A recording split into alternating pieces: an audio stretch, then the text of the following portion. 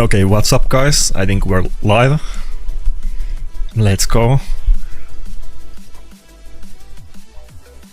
Let me double check again that everybody is geared. So from yesterday's stream, we got 2 winners for the game competition. There's still 3 spots left. So the same offer is up today. If you get matched up with me and you beat me, you get 540 gems and an ancient.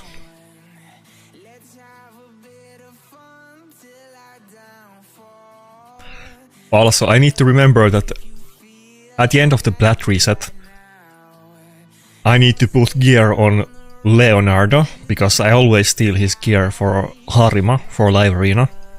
But I'm gonna use it in the offense at the end, so I need to swap it. But I'm pretty sure I'll remember it, or then I'm just gonna lose the first battle and then I will remember.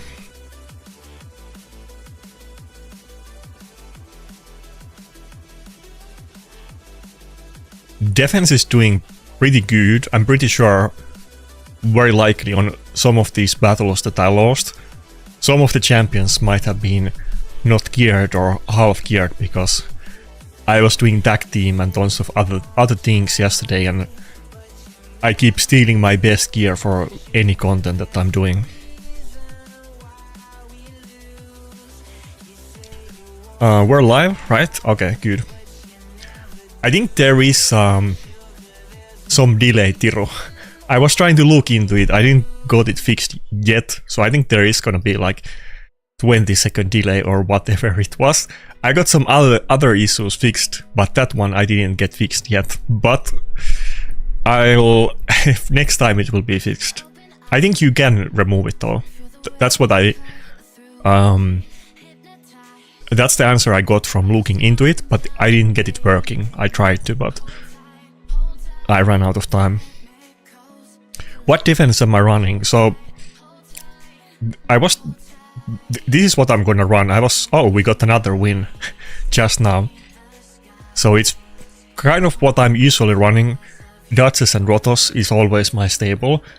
I'm running Donatello and Predator, of course. I was trying different options.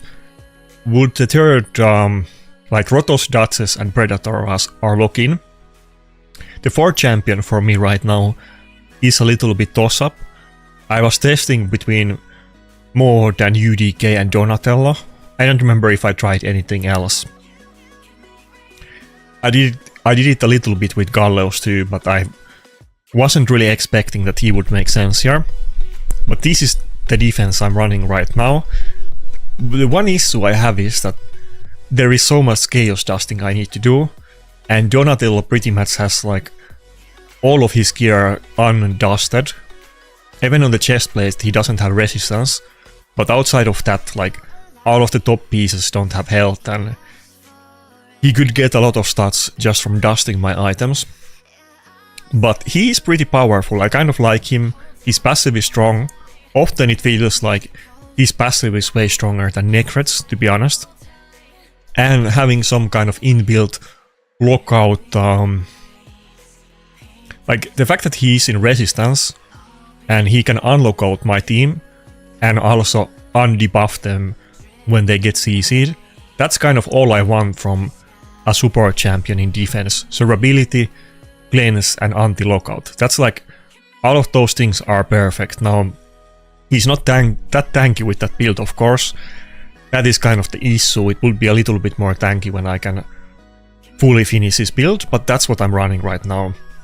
But let me tell you, I was running this defense in offense a lot, just to test them, but then when I stumbled on this, I was just running it for fun and seeing who I can beat, and I beat a lot of like total top defenses. Like, I beat many mad accounts just running this defense in auto. Now I know that the teams that people are running in defense is gonna be defense teams and not offense teams, but it was crazy seeing this team beat like empowered nice teams and that kind of stuff. I think if I were to get something like Nice or Siegfried, I would probably put them instead of Donatello, but I think the core of this team is super strong. I think the final version of this would be something like Maritska or Niamhe instead of Duchess, and then having like Nice, and I think that team would be insanely strong. I think that would be like an actual top tier defense team, but even with this, it's surprisingly strong. It can actually beat strong accounts, so I'm more worried about my offense than defense, to be honest. But it's really strong. Should I do like one battle just to... I don't want to lose the battle that I try on video, but we'll give it a go. I think you guys would agree that this team with Maritska, Marius, Galatir and Nice would be like a really strong defense team. The Marius is probably not typical champion in defense, especially when it's not ultra speed team. But to be honest, it's even harder for me, like running my defense team against this. This would be harder than like a typical defense team without Marius. So let's give it a go if I can beat them. It's RNG. I think probably I'm not gonna win, but I think there is a chance. Let's see what happens. But just a while ago I would have like no chance against any type of teams with good champions, so I was just having fun watching this team auto and looking at the results, like what kind of teams can I beat. Everything is pretty standard and cookie cutter, as you guys know. The Donatello is in resistance build, Duchess is just full health with Bolster, Rotos is like max damage with Dead Dealer and no crit rate with 4-piece Stone Skin, 4-piece lethal, and Predator is just full damage with lethal and cruel and little bit of reaction. So far so good, we're putting up a good fight. The main issue is that Nice is insanely strong, and even if you kill everybody else, there's a really good chance that he's gonna 1 versus 4. But in this matchup, at least there is a chance that I might actually be able to beat it. If it was just Predator alone, it would be really hard for him to beat Nice in 1 versus 1. I've seen it happen, but the uptime on his block damage is so high that it's really inconsistent. But when we have Predator here kind of killing the other people, like soaking damage and so on, and stalling time for Rotos to like A3 the Nice, it actually works, like you can see. I mean, you guys would agree that it's pretty crazy that I can beat this type of team on auto. Let's do a poll. I don't know if it's just me, like I am so hyped on Predator, or do you guys also think that's impressive?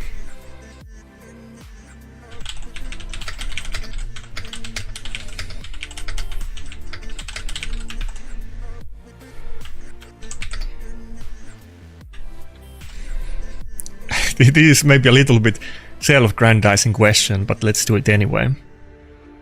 I think that is kind of crazy, like that Predator can beat this type of team is pretty hype.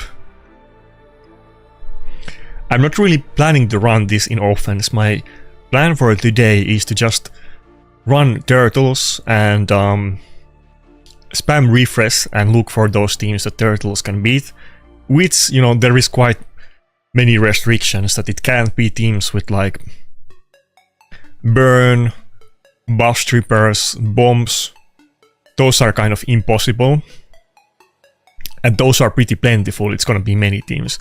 Even Nice teams, I don't like fighting Nice because it's super RNG which one of Leonardo or Nice does the unkillable or block damage the last, because whoever loses the buffs first is gonna lose. So it's gonna be very few matchups that you can actually farm with the turtle team, but there is definitely some, like the Taras and Maritska teams that are tanky. You still see some of those, so those are the ones that I'm gonna hit. I'm avoiding lockout teams, but I think if it's like some kind of Taras and Maritska team with Galatir, I'll hit those. But if it's something like Marius, I will definitely not hit any of those.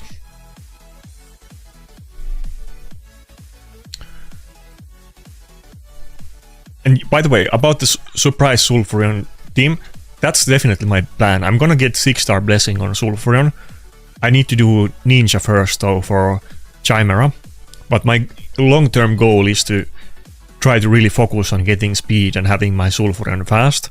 My Armans is kind of fast at this point, so I can already threaten the speed, but I need 2 champions to really do it effectively. I don't have double Volcardia card, I have just one.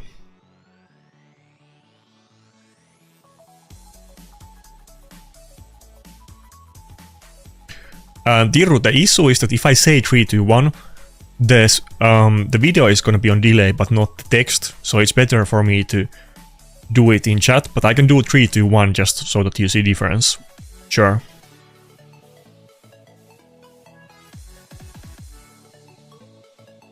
Yeah, I got all turtles.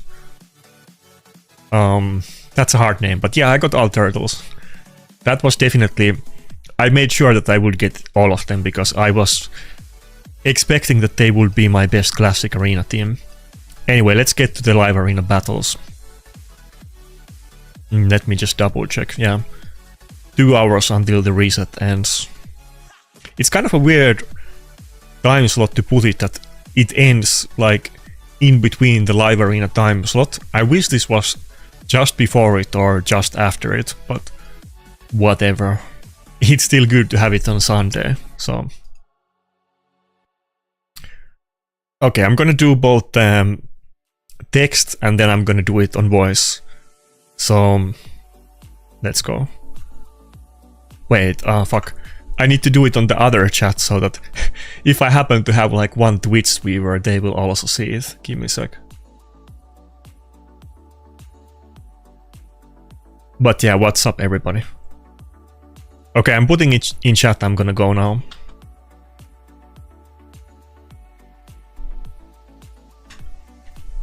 Three, 2, 1, let's go.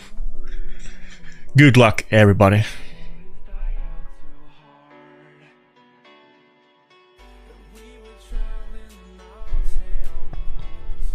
By the way, one thing that I didn't get, I wasn't really paying attention to it, but I think the Predator avatar was tied to the Deck of Fate or whatever event there was for the Predator Soul, which I didn't go for.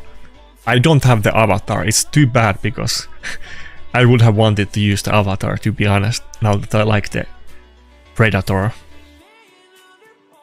Maybe not permanently, because it's of course nice to flex with the top 3 avatars, but I definitely would have ran the Predator avatar for a while because I'm so hyped about it.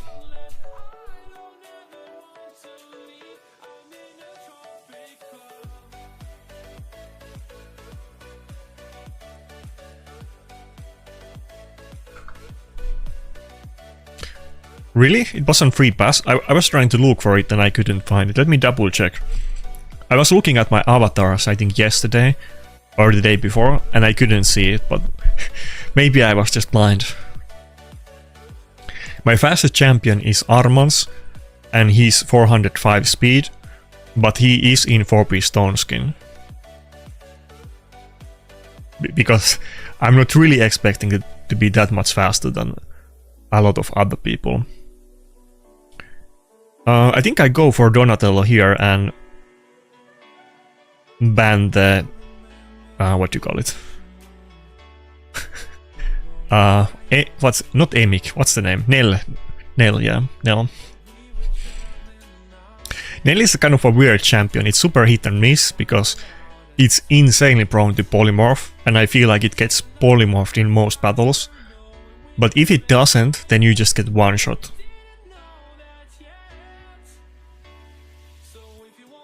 But honestly, you know, I don't think Nell is like super consistent. It's very scary, but it's very RNG. I feel like it's more RNG than Predator, to be honest. It's on the same level. It's just a massive coin toss, to be honest.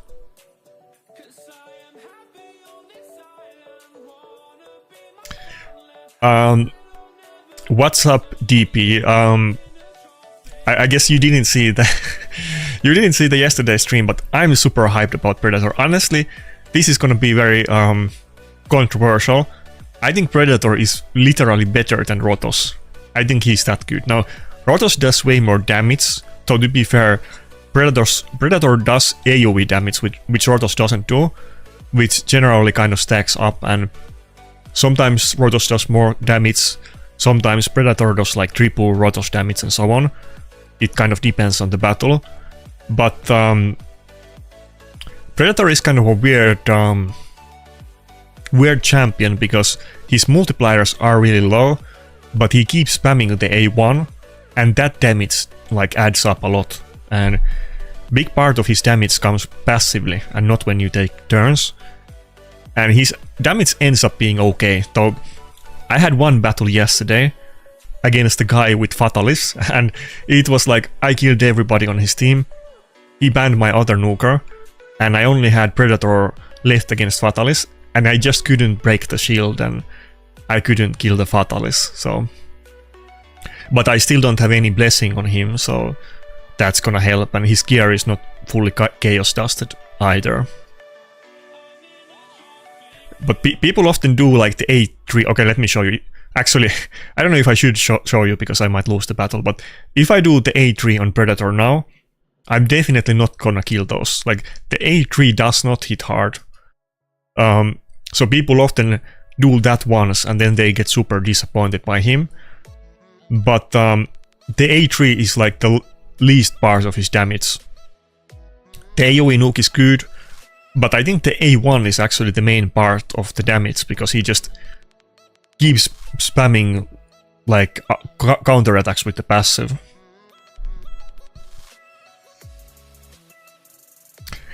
Also, I feel like because of the Predator mechanics, you kind of want to play with him in like a team where you have preferably like 2 other nukers. He really wants to have some other tanky nuker that like deals damage but maybe doesn't one-shot the enemy and kind of gives him room to like finish off the kills and stack up his passive. Can I just auto this at the end? Like, this would be scary if it was a Donatello in full turtle team, but he's not. He has just one turtle, so Donatello is not gonna do any damage. He can be annoying with the counter attack and unkillable, but my team is so tanky that that's not gonna kill a team like this. Definitely can kill some kind of speed team, but not with my fat Duchess and even Donatello with his passive and heals.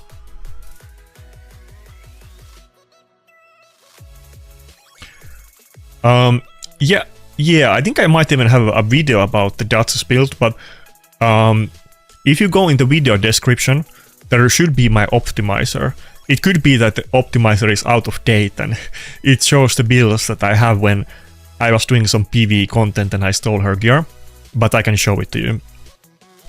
I have had many builds on Duchess over the years, and like right now he's actually not in stone skin, and I totally could do it. I think she would actually be slightly more health if she was on 4-piece stone skin, but I didn't want to do it on purpose because bomb teams are quite common, especially against me when people go full speed, and I don't want her to be in stone skin though, so that she doesn't get bombed. So with the 4-piece bolster and 2-piece immortal, I'm kind of just going for max health and getting as big shields as possible. I do have other nukers, revivers on stone skin, so it's not the end of the world. I would definitely... People tend to build every reviver at least in 4-piece stone skin, or maybe even 6. I would definitely try to have at least 1 or 2 revivers on your account without stone skin.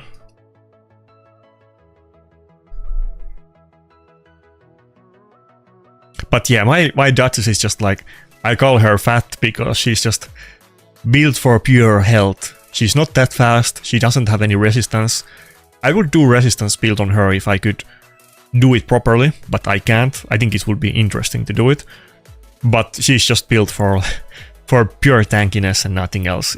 If they have a lockout, she's just spamming the A1 and not doing anything, but surprisingly often even that is useful. Like, she is so fat, she does the big shield at the start of the battle.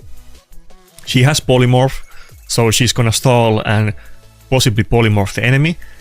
And even the A1 shield is kind of useful when she's fat like she is, so...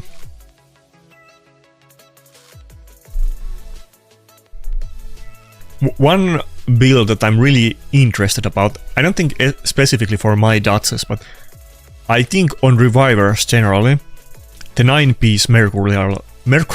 I can't say that word. The 9-piece Mercurial set is gonna be super interesting. A lot of people... Should I run triple nuker here? I feel like he's gonna ban my Duchess if I do.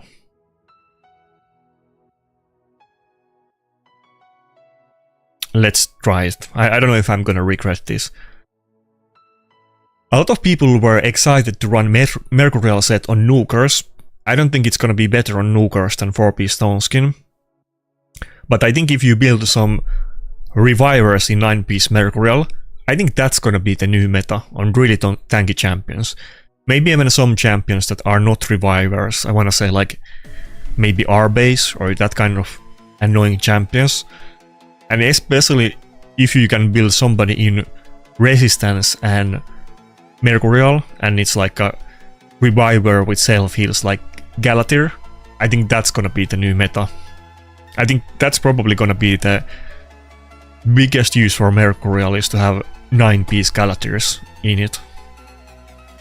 But that's pure speculation. We'll know better when people actually have the sets and everybody's trying different things.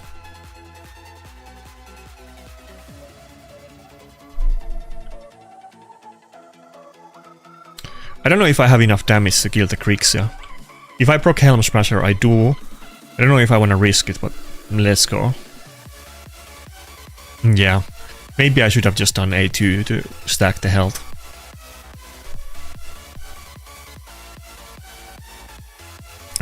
Oh, reaction, nice, let's go. Okay, here's a hard choice. With that health on Marius, I think it's kind of 50-50 if I have the damage to kill it, to be honest. I literally might not be able to kill it. I think it's better just to do A2, just to stack up the passive. That's the safest thing to do. I know that might seem a little bit weird, and some of you might think that I definitely should have done the A3, but I don't think it would have been guaranteed that I would kill it. It would be really close if I didn't proc Helm Smasher, so... But, let's see if that's enough. Duchess is, locked out, so that's not good. Protoss and Galleos can both do damage through the block damage buff, so it's not completely over, but it's looking kind of bad. Fuck. If I kill the... Okay, fuck.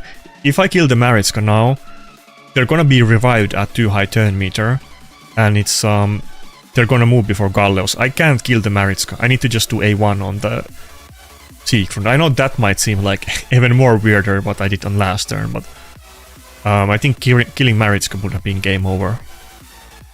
I had to do this. I'm pretty sure. That's what I think. Maybe it was a mistake, but I think it wasn't. Fuck. Kind of same situation again, but... Can I get extra turn? No. I hate the Maritzka revive that it's at so high turn meter.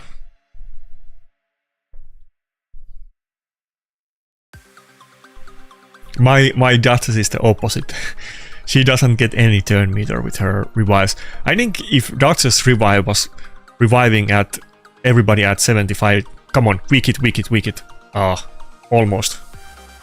If both of them were weak hits, I would have won it, I think. But I think if Duchess revive was at 75% turn meter, that would actually make her way better. I think even good accounts might still sometimes use Duchess if she had a better turn meter on the revive. I mean, she doesn't have any, so... Super close one though, but it is what it is. Probably I should have picked Donatello and banned one of the nukers, maybe Marius.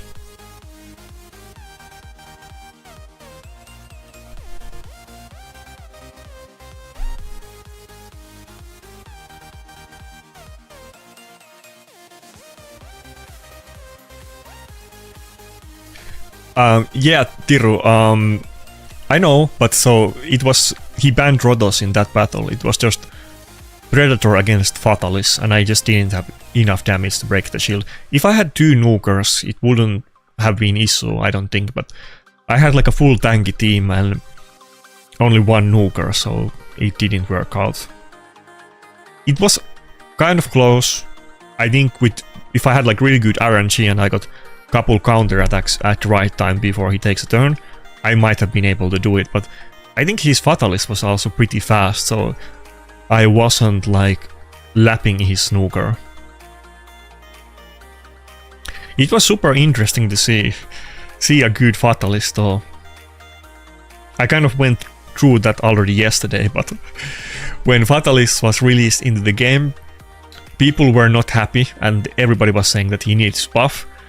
And I was kind of like the only guy saying that he's pretty good and most champions are way worse than him, and like, why don't we buff other champions instead of him? And I became kind of like the villain in CC chat, and other people were not happy with my stance. I still stand by it, but I get that it's like a unique champion and you have to pull a lot of voids for it, so people want it to be super OP, but I still think that Fatalis is... I mean, if I had Fatalis, I would definitely use it. That's what I was saying back then too.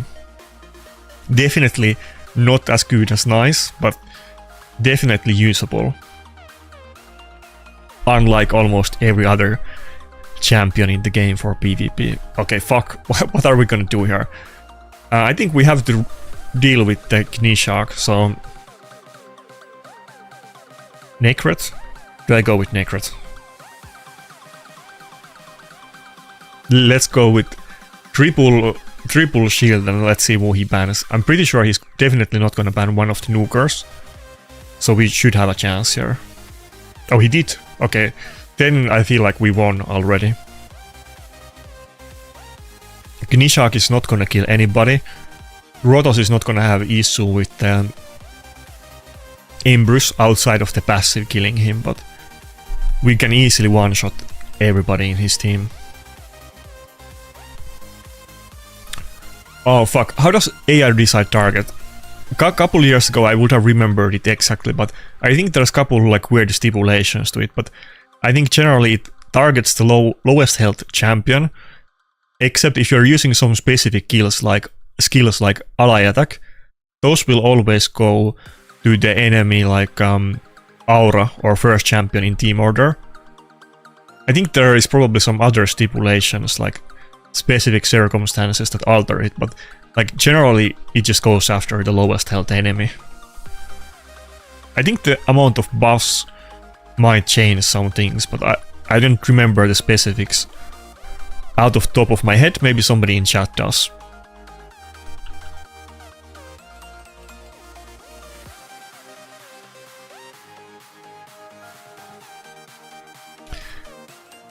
Yeah, Uriel, somebody just asked about that a while ago. I'm pretty sure there is a video about it, but in the description of the stream should be a link to my optimizer. And unless it's wonky and it's showing my Duchess naked, if I like stole her gear for somebody for PvE and it updated, it should show the right build, but it's in 4-piece bolster and 2-piece immortal, just full health. No resistance, nothing surprising.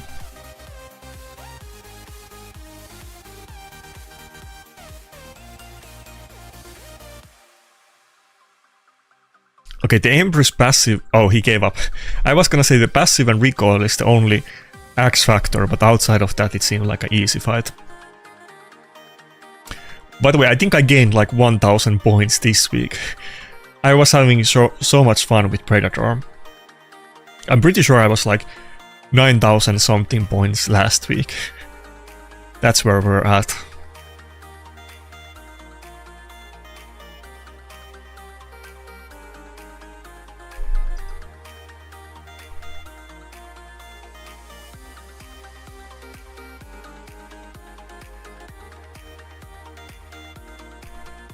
What do you mean, Reiska? Like, in regards to Vulcanos, like it's a good... Oh yeah, like he needs at least one one of the same faction, yeah. That makes sense. I mean, I do see Duchess outside of that too. I think often when I see Vulcanos, it's with, what do you call it, the Mythic Champion, not Gizmark, Comidus. I often see Comidus and Vulcanos together, but I mean, Duchess makes sense too. I don't have Vulcanos, but I'm pretty sure you basically only need one other Demon Spawn champion in that team. You don't have to run like full Demon Spawn or even like triple, just 2 I think is enough, or like Vulcanos and 1 more.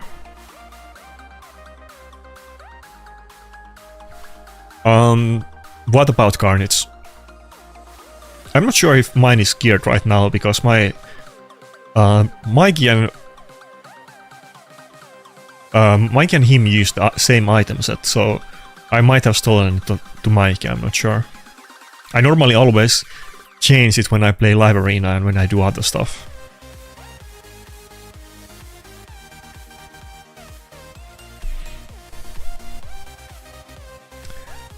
What's up, Nomad? Thanks.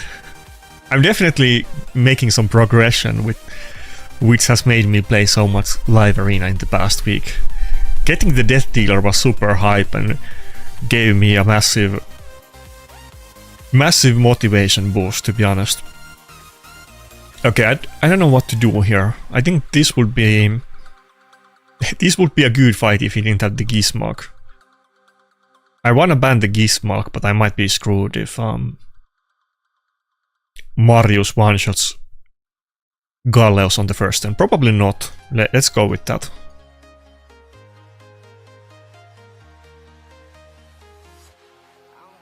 By the way, oh fuck, countdown, sorry. I'll do countdown on the next fight, my bad. So by the way, if somebody doesn't know in the chat, we're still doing the game competition. If you get matched up with me, and you beat me, you get 540 gems and 1 ancient. We're bringing back the PvP competitions. So if you're interested for the gems or just for fun and the glory, then try to snipe me. I think if they do the friendly matches in future, we can probably do this competition in some other way. We can like take turns or do some kind of lottery for who gets to challenge, and we can just do friendly battles or something like that. Okay, with Death Dealer... Oh fuck. I thought I got him. Wait, was that... did he just proc Aspect of Siroth? What happened there? I was gonna say with Death Dealer this is super easy, but okay, I think that was a Siroth. Let's see if I can kill full health Marius. I don't think this is guaranteed. Like, that's the one thing on Predator that makes everybody mad, that the A3 doesn't do damage. I don't know if I can kill it here. See, almost, not quite enough. The smart thing to do there would have just been doing the A2, and I would have killed both Python and Marius, and I would have gotten 2 kills for the passive, but I just wanted to show it because I had multiple battles where people were saying that I used the wrong skill and I should have block revived. It's not like init for A2, it doesn't do a lot of damage, but it's still a great skill. I'm such a Predator fanboy at this point. He does insanely terrible damage and I still say he's insanely good. Oh fuck. The countdown. Can I cancel it or not? No? Okay, sorry.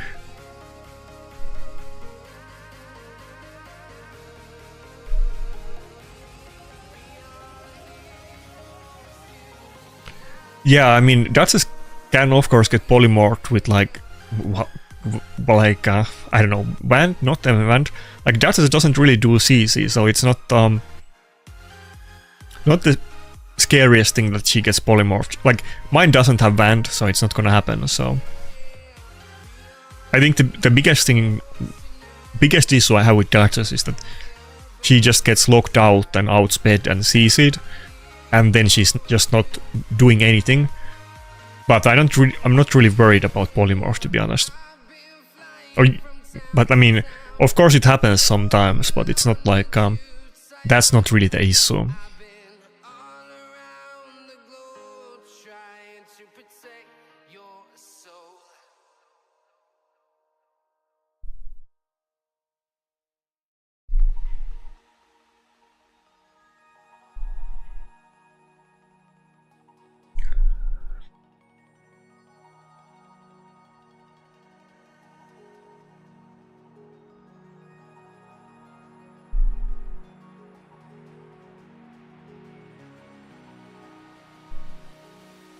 Okay, this is kind of interesting. He's going like a full speed team, but it's not really the typical stuff like Shuchen. All of these get used, of course, but it's kind of uncommon take for a speed team.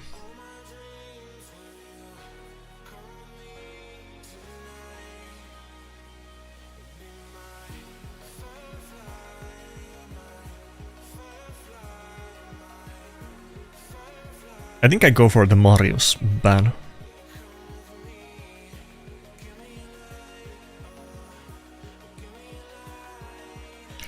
I wanna use my Sulfuran, but my Sulfuran is insanely slow. So I use him if the enemy has like one lockout or one immunity champion and I can ban it. But if they have like both of them, I'm not confident that my Sulfurian can go faster than any immunity champion or lockout, and I just don't use it. So I do use it. I really want to use him because he's good when you go first, but it's not mine is not fast. He doesn't have faction guardians, he doesn't have blessing, he doesn't have empowerment, and even the gear is not like very impressive. So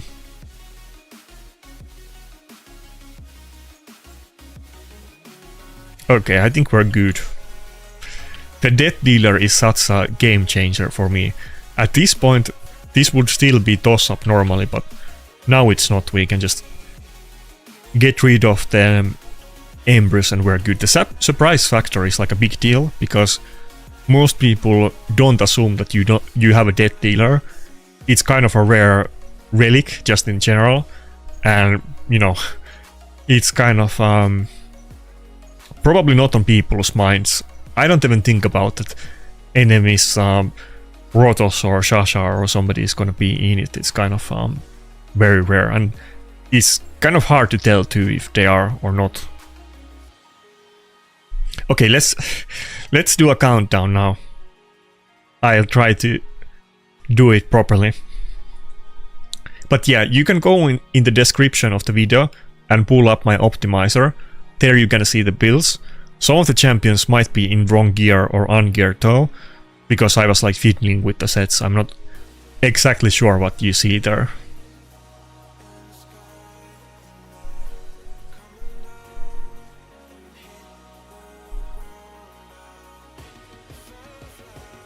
Oh fuck, I was a bit slow, but I think we're good.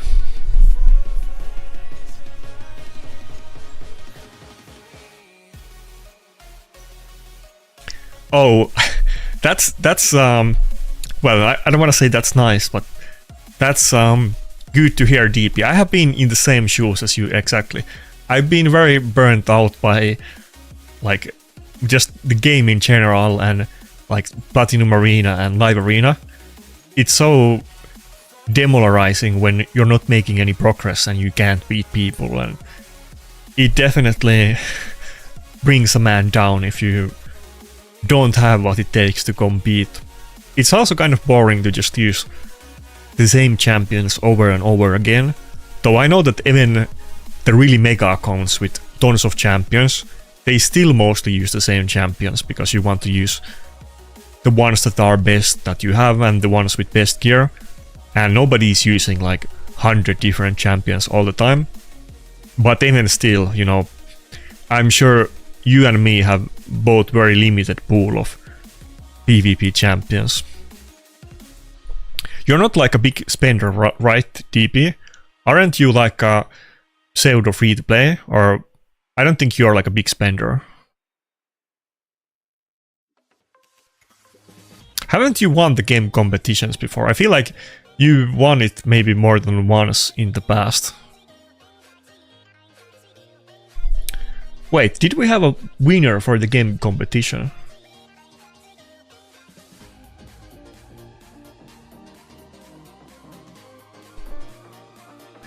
Somebody sent me a DM.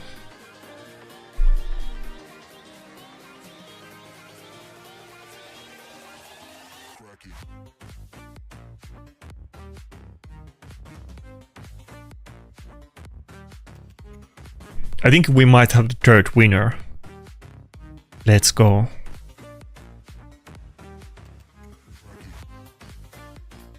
Ah, fuck. I hate Odin and Garnets. Both are terrible and I can't ban both of them in this battle.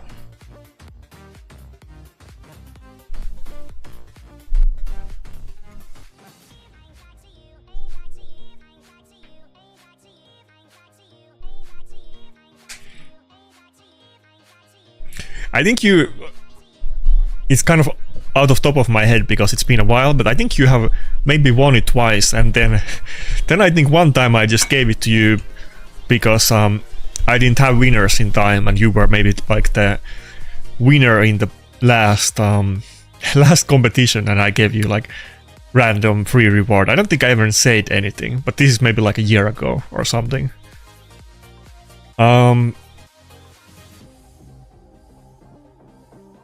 It's kind of weird to not ban the nice, but I want to go for Garnet's ban.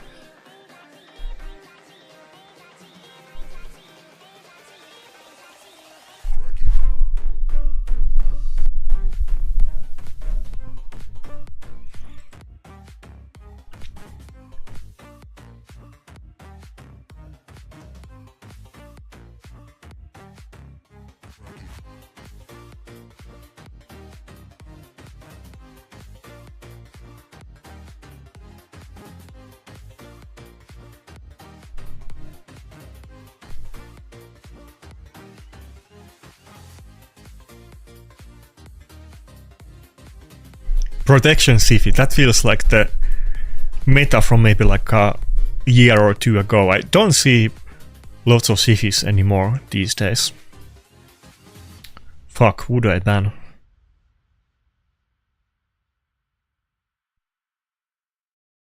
I mean ban. I mean polymorph, but it's kind of the same deal, to be honest. Mario, Armand's doing the A3 is like a banning one of their champions. That's basically what happened. So, what do I want to do? Maybe I should just do A1.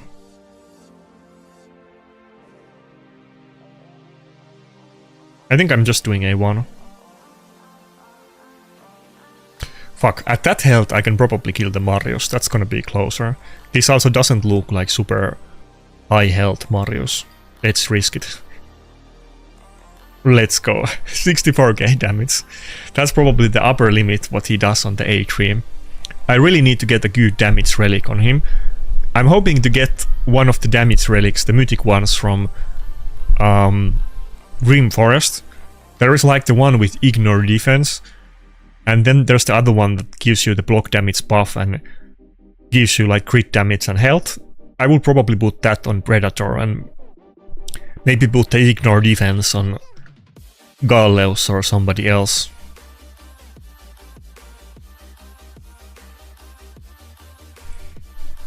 Okay, we'll see if we can actually defeat these nice though. That's always the issue with these nice matchups. Oh fuck, there went Marius. That's not, I mean Armand, that's not good. We're both block reviving the enemy squeezes.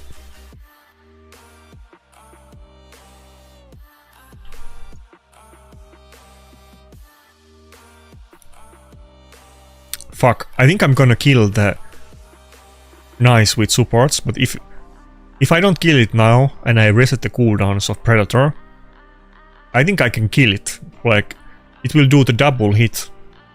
And the second hit... Oh fuck, we got counter attack. That's not good. The second hit would kill it in the second form before it takes a turn. That has happened to me bunch of fights and it's been really good. Nice is like a fighting a boss in Elden Ring or some like, you know, RPG game. when you kill everybody else in his team and nice, it's not game over. That's where the actual fight starts. That's like the enrage. You enrage the enemy, and then it goes to the second phase, and that's actually when it is scary. The first one is just before you kill everybody in his team. That's just the start of the battle. The real battle starts when you win. That's the state of nice.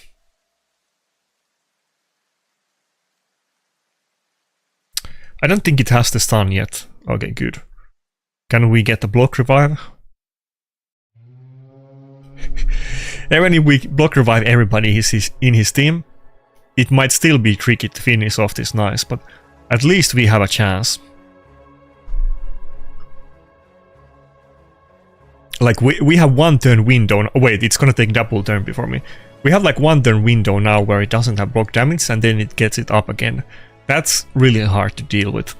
Protoss can do this fairly easily, but most other things it's really hard.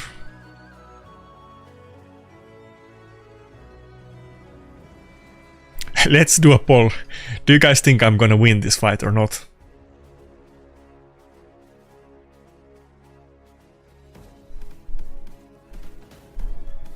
Oh fuck.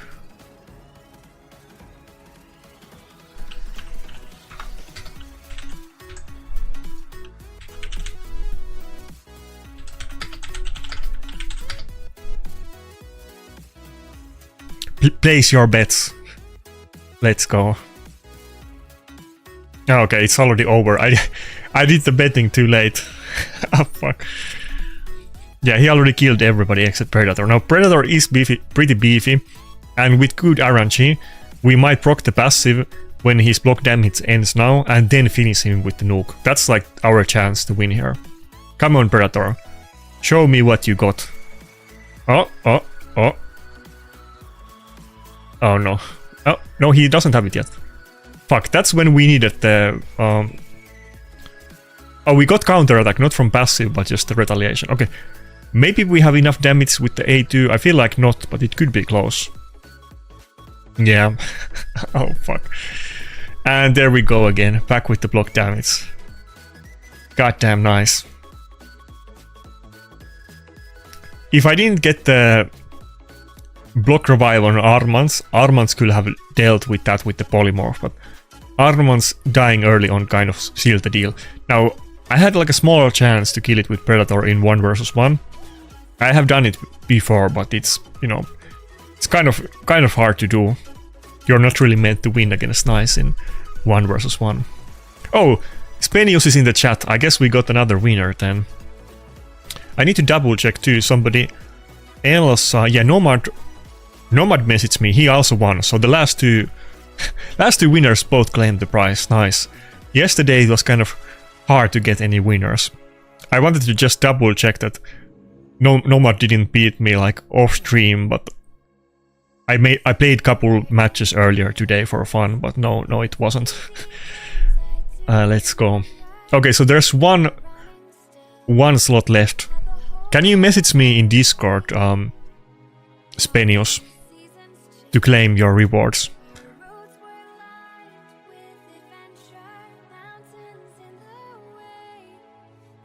Yeah, I mean,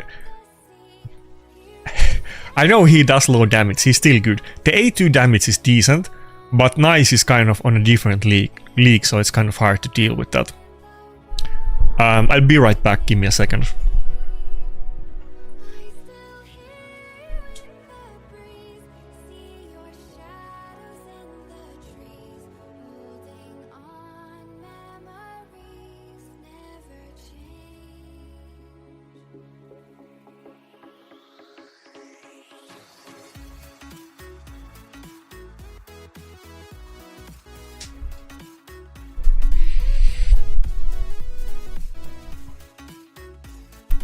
Okay, so we got one battle left. I mean, not one battle, but one slot for the gems left, so get your loot, guys.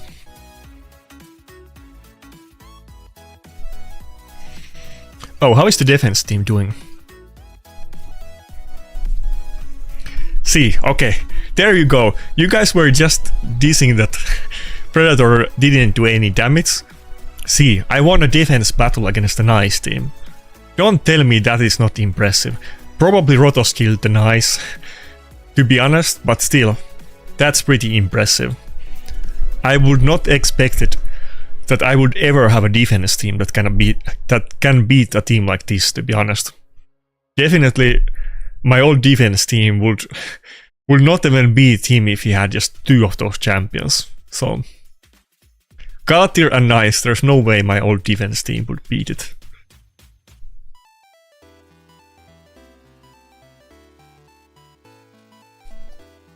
See, 2 victories in defense in row against Nice.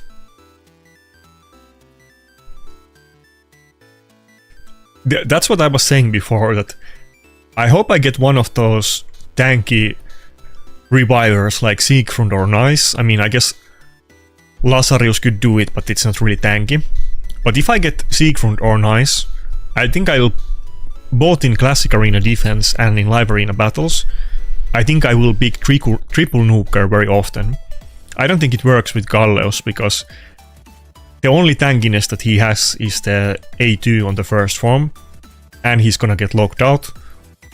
But I need some tanky nuker with the good stuff on the second form, ideally a revive, or Siegfried with the weird way with his how his passive works. I think that would be a crazy combo, but Predator does kind of need one more nuker in the team to guarantee that I can beat those really tanky teams.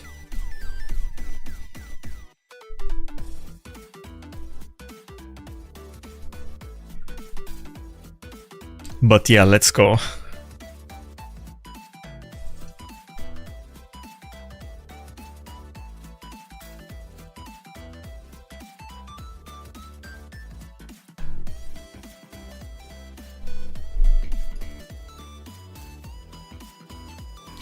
By the way, I still didn't get message from Spenius. Can you message me in Discord and give me your ID, the one that you can see on account settings, so that I can send you the gems?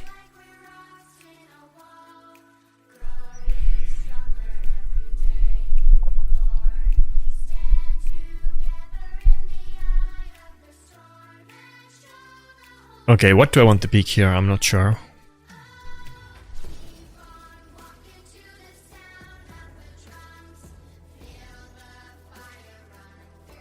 I think either Mod or Donatello, because he could pick a second lockout, but let's just go with Donatello.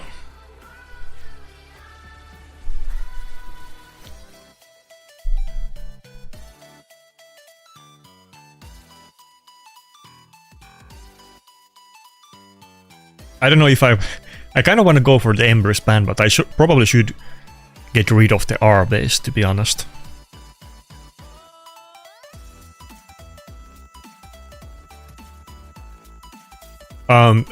Leon Mesomel, the issue with the A3 is that it's resisted unless I have Whale up, or it can get resisted, which it will, because it's not in accuracy, and the damage is like insanely low. It's not nowhere near enough to threaten Nice in any way. He's gonna do like 30k damage on the Nice in the second form when everybody's dead. And the Nice is gonna have like 300k health. I have the same issue with Galleus. Galleus can do damage through the block damage buff, but it's nowhere near enough to kill Nice because he's so tanky.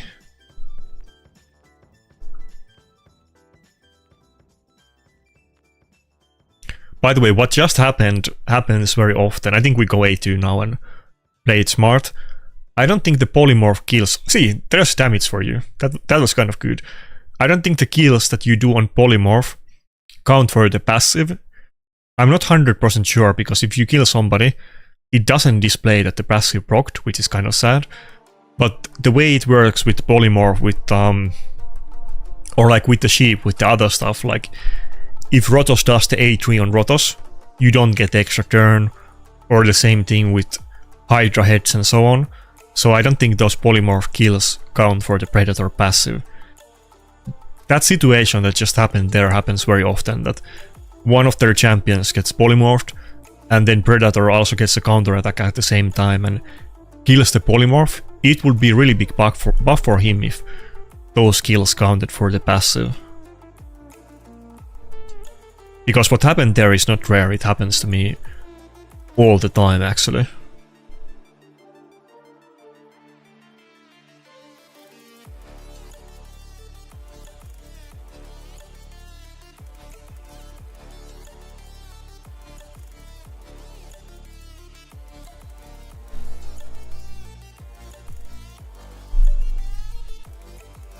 Okay, let's see what chat was saying. I was babbling a little bit, I wasn't paying attention.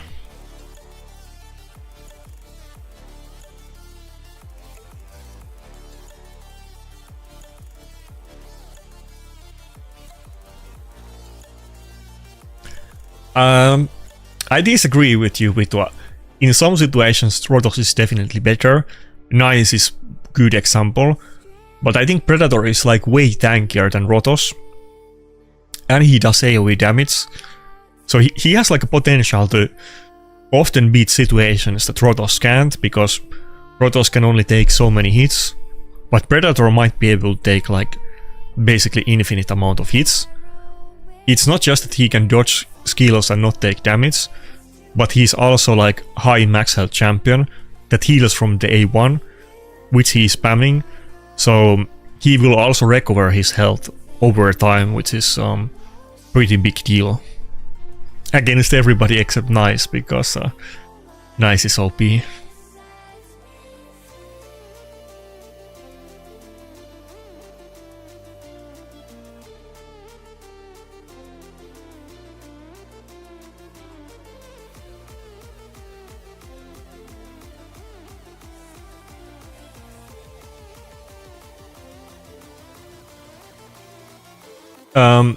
No, Spenius was like the fourth. We have 4 winners so far. 2 yesterday and 2 today. Oh fuck. Sorry about the countdown. Next battle.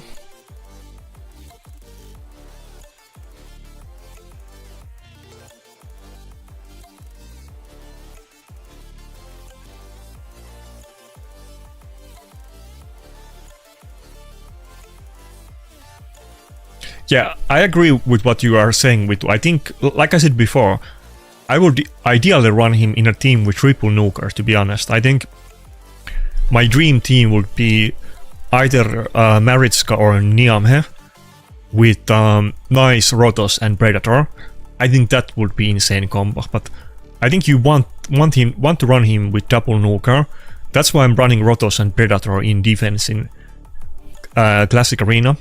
I think they kind of complement each other and do different things, so it's a great combination. Which would be even better if I had either Siegfried or Nice, I think. I need to get the Nice. I always talks about it so much. I think it's time that Parium just gives me the Nice and I get to have some fun. It would be so crazy to play with that combo. I have always been known as the very stally guy that is really tanky, even from like a years ago, you know.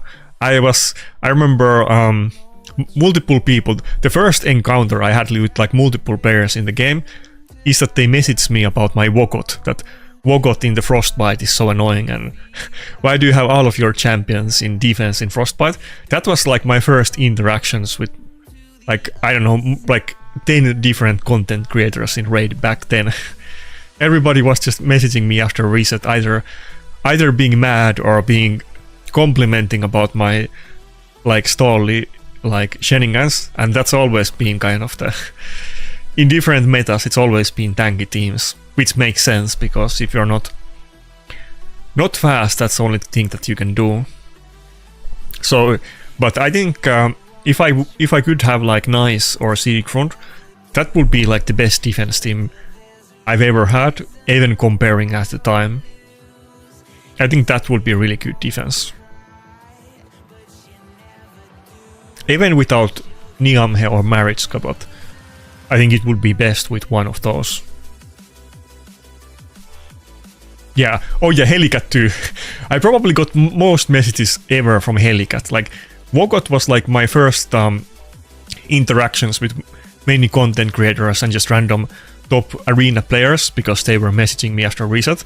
But Helicat was also like, just everybody was, everyone was being angry about it in messages and Discord, and people were tagging me in random Discords that stop making videos about Helicat and promoting the use of like Stoneskin Helicat that is making the battles last super long.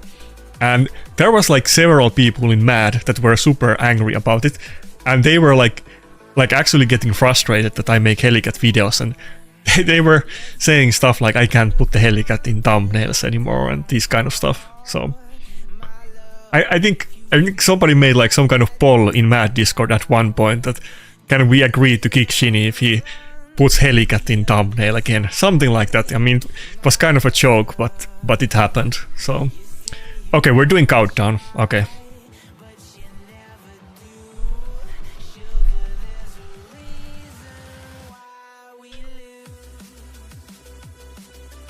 Good luck. Let's see if we can get the final loot.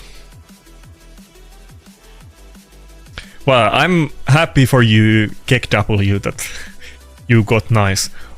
Okay, give me a sec.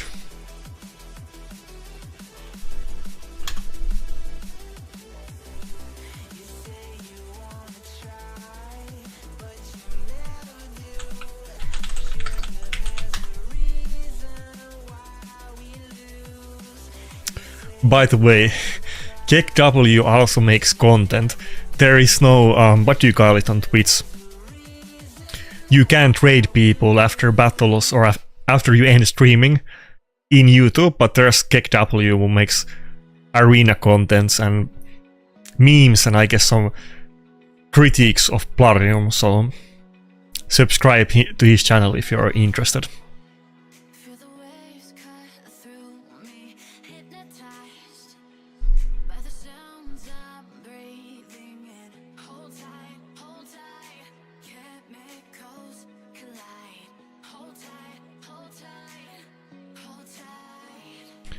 Okay, where are we with the chat?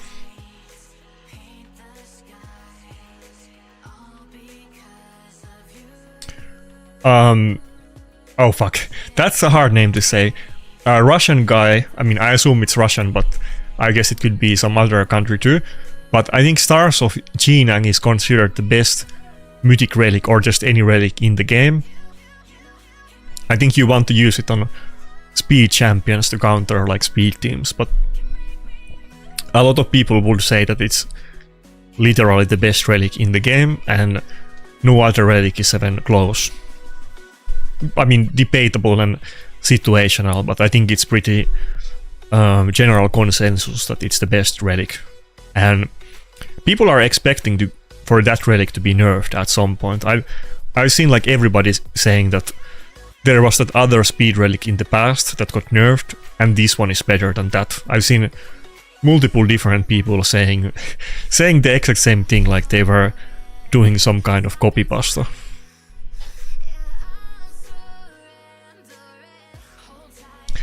If I were to start with any mythical, it definitely would be nice. I think that's pretty simple. Galatir is good too, but I would pick nice for sure. There is other revivers in the game, but you can't really. There's nothing comparable to nice.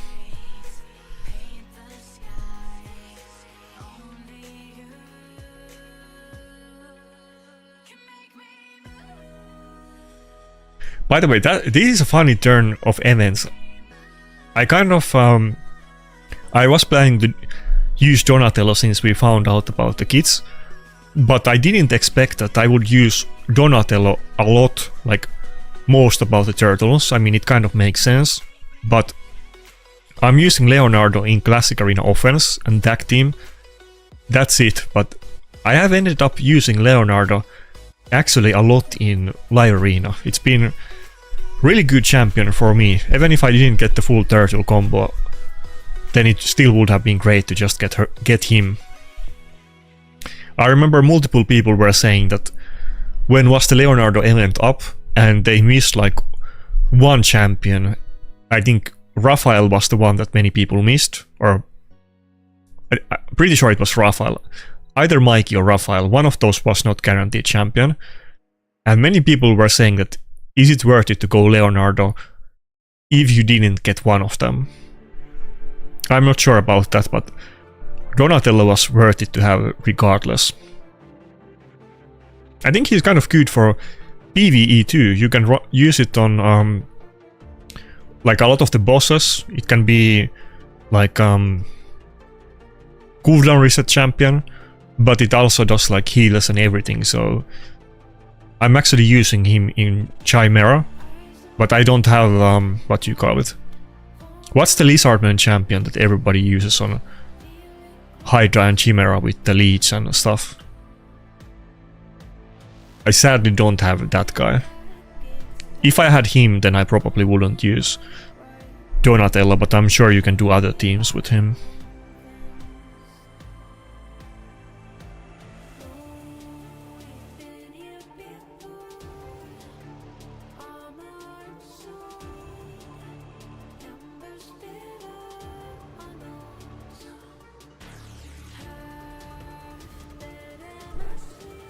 Oh fuck.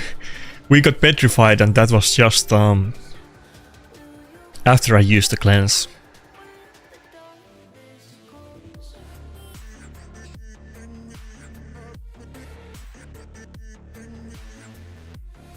Yeah, Nekmotar, that's what I meant. I wish I had Nekmo. I'm kind of struggling very hard on Chimera. If I had Nekmo, I think I would be good, but I don't, and I'm having issues. I'm running Mario's team in Chimera, otherwise I can't get the max chest. But obviously I wanna run Ninja team down the road, and I'm trying to I think I need to go for the A3 because I can stun it. I'm trying to work in getting high level blessing on Ninja. That's actually the next champion that I'm planning to 6-star, and not a champion for PvP. It's gonna be Ninja, Sulfurion, and then Predator for me, and that's gonna take probably a year, maybe more.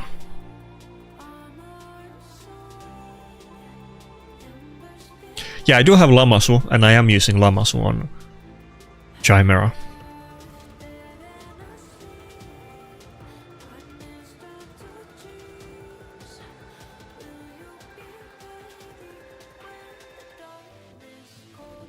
Okay, I think I can get all of the... Oh, we can kill the Marius.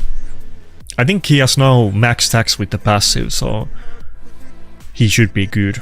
He got a little bit, you know, not unlucky, but I think he had like 40% chance to petrify him, and he got petrified, and that wasted a lot of time.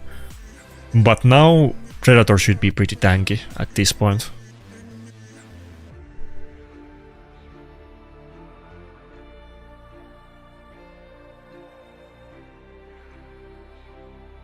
Yeah, I don't have Titus. I came back just after the Titus fusion.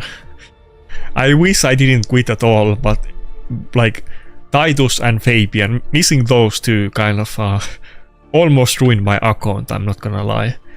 I would be in so much better position if I had those two. That's a big regret on my account.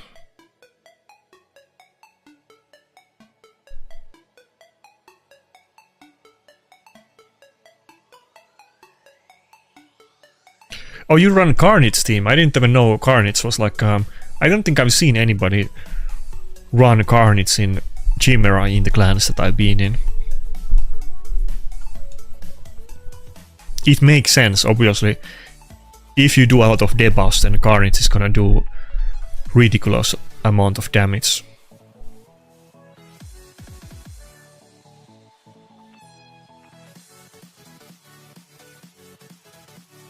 This is gonna be maybe a little bit slow, but I think there's basically no chance that he's gonna beat me at this point.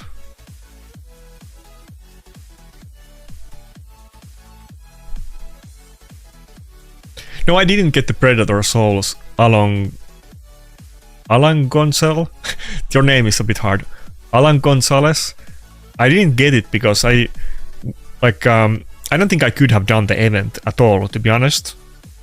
I probably would have had to buy some resources, but I wasn't expecting that. I wasn't planning to buy Predator in the first place.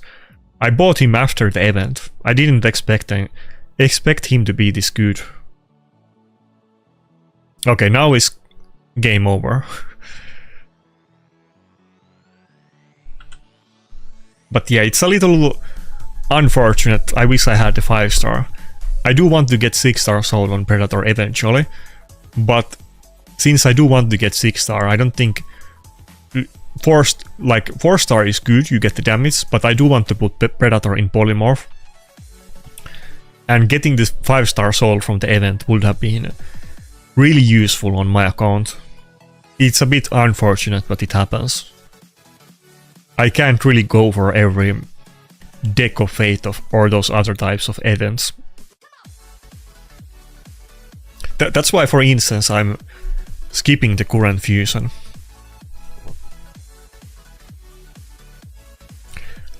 I'm getting hit quite a lot, as you guys can see, but I'm also getting like some wins. It's maybe like 50-50, but I'm definitely getting some wins too.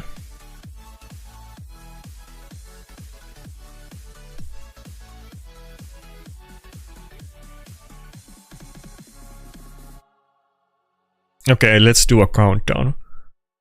I think, fuck, are you talking about Marius? Alan Gonzalez? I think it's like Soul Reaper for PvP and Crossing Ren for Marius. I'm pretty sure that's the meta. Oh, you're talking about Predator. The issue with Crossing Ren is that it's only useful if you get it to 6 stars, and basically it's worthless outside of that. With 6 stars, I think there would be a good argument for Predator to do it, to be honest. I might consider that too, but I do want to get polymorph. Maybe if I get more champions with either a 6-star blessing or that they build accuracy and I can use polymorph, maybe I wouldn't do it, but my plan for now is to get Life Harvest on Predator, and once I'm 6-star, then I'll switch to polymorph. I think Life Harvest would be good for him just because he doesn't really have that much damage, and it's gonna be like often slow fights and I will kill them multiple times, and it will help kind of dwindle down the enemy max health and make it easier to end the battle. But I haven't really made up my mind on it. I mean, I don't even have 1-star blessing yet.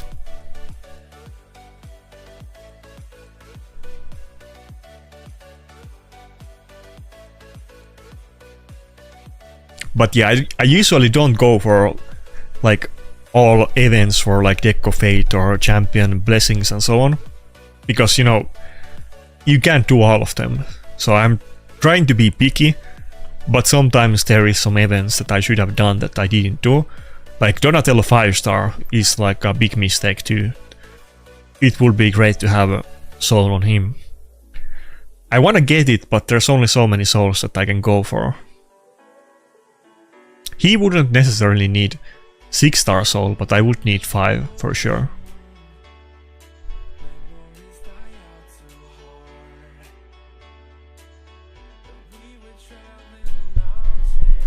Oh fuck, sorry. Sorry. Countdown again after every other battle we do countdown, basically. Kind of like my defense team. Sorry. Fuck.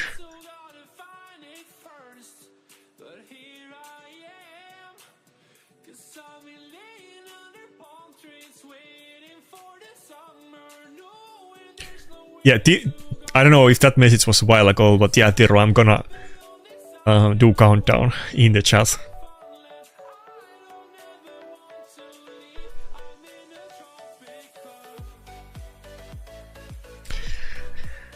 Okay, it's a speed team with nice. That's kind of interesting. I think we still go for the...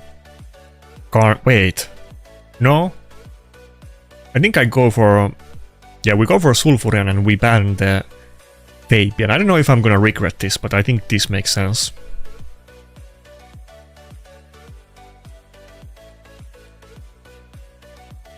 Is he maybe gonna ban Duchess and just let me get the CC?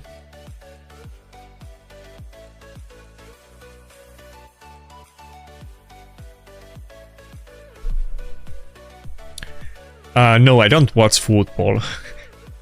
I'm not gonna lie, I don't really watch sports. The only sport that I watch is MMA, and it's kind of very sporadically that I might not watch any fights for several months, and then I might like watch tons of fights in a couple days. So I don't watch every fight like the day it happens or in the couple days, but that's the one sport that I kind of follow. But I'm not really a sport guy, I'm a gamer.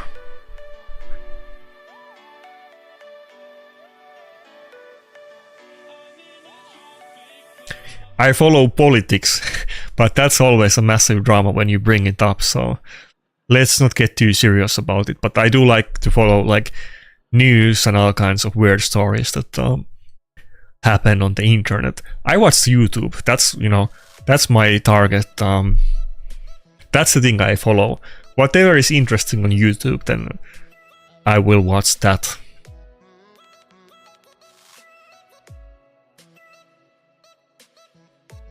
I don't really even watch movies. Just today, like, we got the holidays and somebody was saying that we should go watch the, what do you call it? Apparently they have like the third Avatar movie out.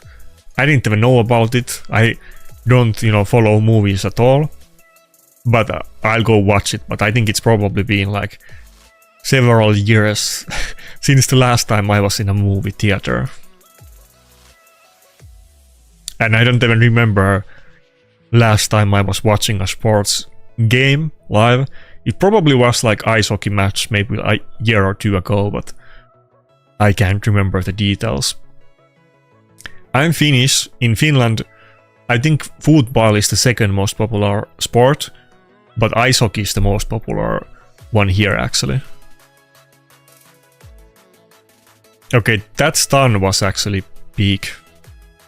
Armans did a great job. Okay. I think we're good.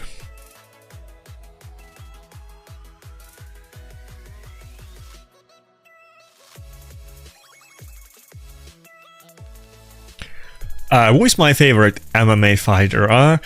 That's the question people always ask.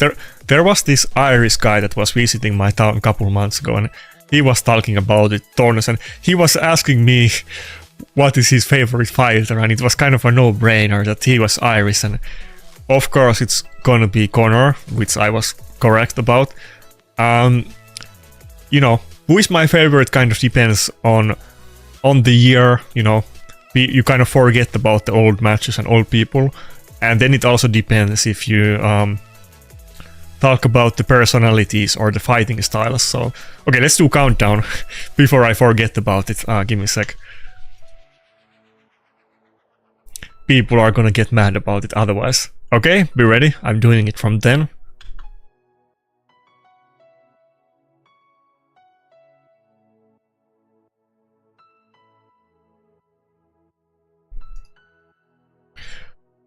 Okay, let me think about my favorite fighter.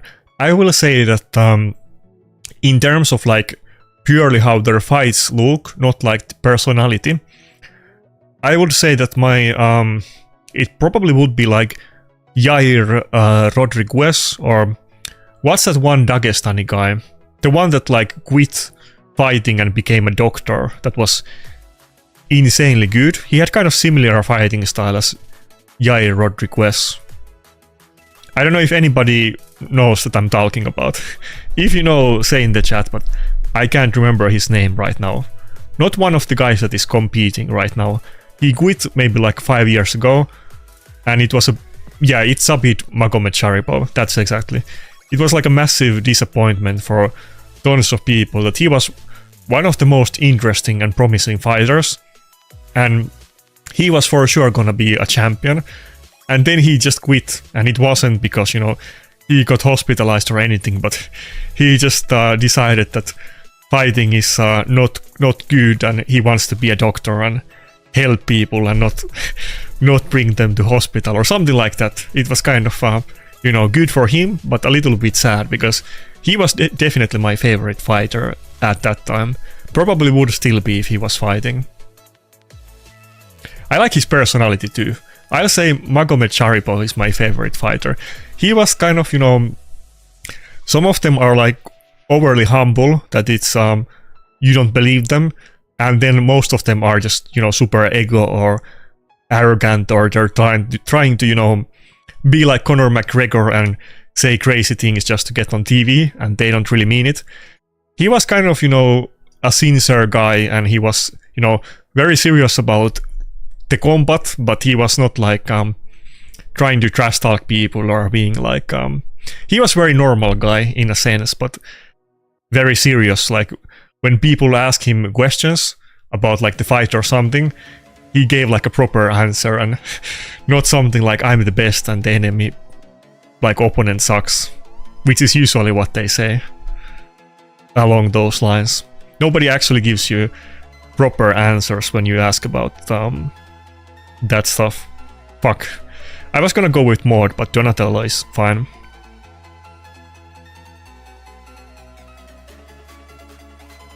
Maybe I should have gone with Nakarada, but he only has Rotos, so it's pretty good matchup with 2 4 snookers.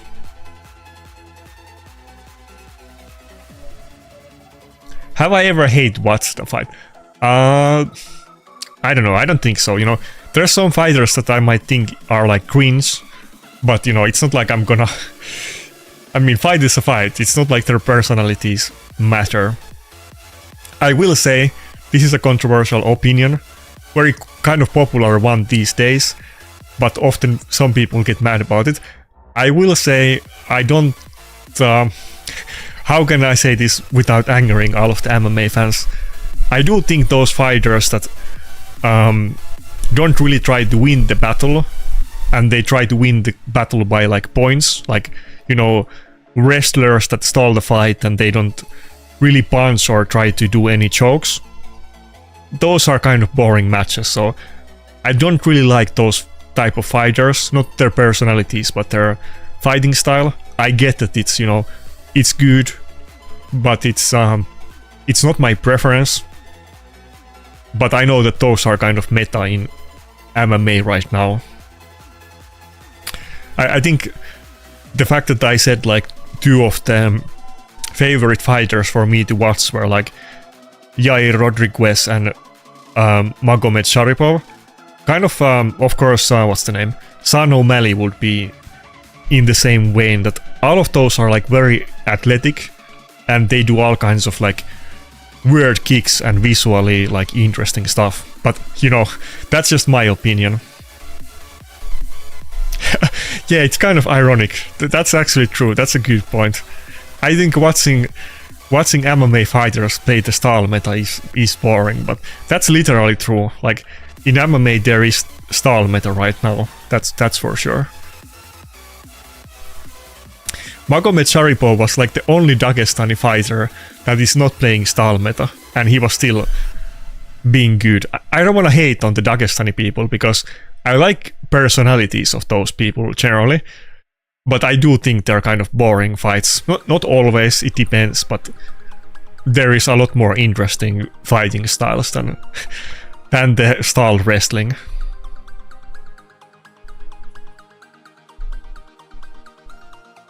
Yeah, I did. Okay, I know. Okay, here's another very controversial thing. So I had 2 Pythons, one that was unleveled, and one that was fully booked and everything. And that's, you know, I don't remember which one. I think I literally got this avatar that I have right now. I got it with that Python, and I sacrificed the Python for Predator. Oh, okay, we got screwed. But yeah, I did sacrifice a fully booked Python. I know it's controversial, and potentially I might regret it later. But I was able to... where is it? As you can see, my faction wars is not super impressive at all. Maybe like half of the factions I'm at 21, but I haven't gotten to high level on the stars, and some factions like Ogrun I'm like super screwed. Where is Lizardman? But I can do auto 21 on Lizardman without Python, so I feel like I don't need him right now. Maybe there will be new content and I will regret later, but I did sacrifice him for Predator, so go ahead and roast me in the comments. Wait, how much time do I have? 25 minutes. I don't know how long push I want to do for Plat. Maybe I can do one more fight, but then if that lasts like 15 minutes... Okay, we can do one more. Let me just put the Harima gear on Leonardo though, so that I don't forget about it. As you can see, this is kind of slow build for the current meta, but I think it makes sense to not make your Leonardo super fast. You kind of want to make him slow on purpose. Some people might say that, you know, 240 speed is fast, and it would have been super fast a couple years ago, but these days this is kind of slow build actually. Okay, I'll do countdown. I'll do countdown. Okay, give me a sec. Be ready?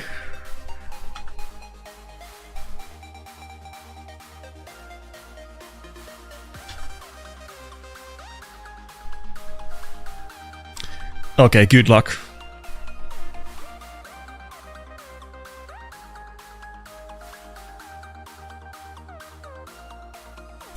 But yeah, I agree, it's kind of funny that I hate style tactics in MMA, that's a good point.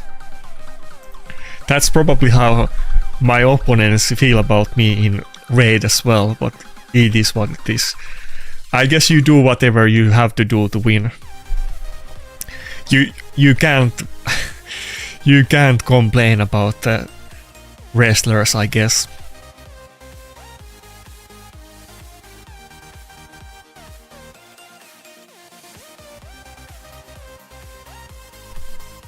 Oh, by the way, Spenius, if you get the win, you can get double gems. There's no rule against that, and I already said that if somebody gets twice, then they get twice. Assuming that you win, of course, but you won the last one, so I guess I'm the underdog here.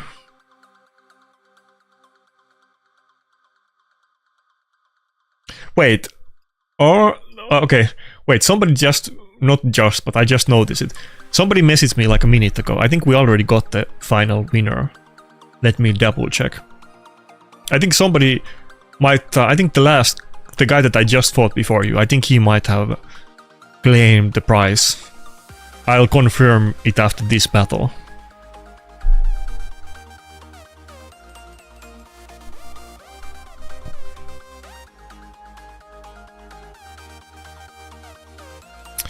Okay, so we're going full annoyingness. What do I want to do?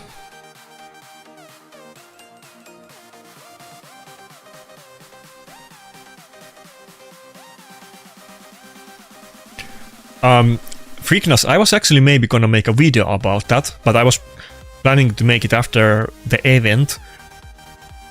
I will go for it if I can, but probably I will not go. We will see how the event is if I'm able to do it, but I think she's a fun champion.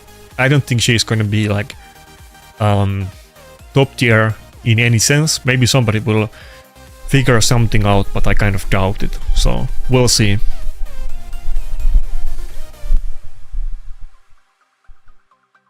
Okay, this is like a very well picked team against me. I was gonna go Sulfuron last pick, but now I can't even do that, and I don't think I can go for... I have to go for Armanspan, because you already have Odin as well, so fuck.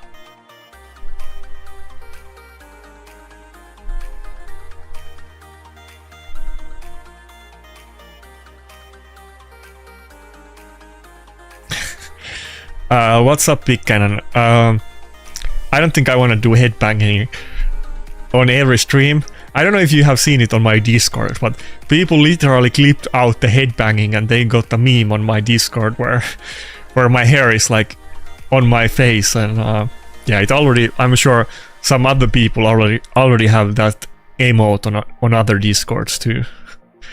I don't know if I want to make myself look like that every stream.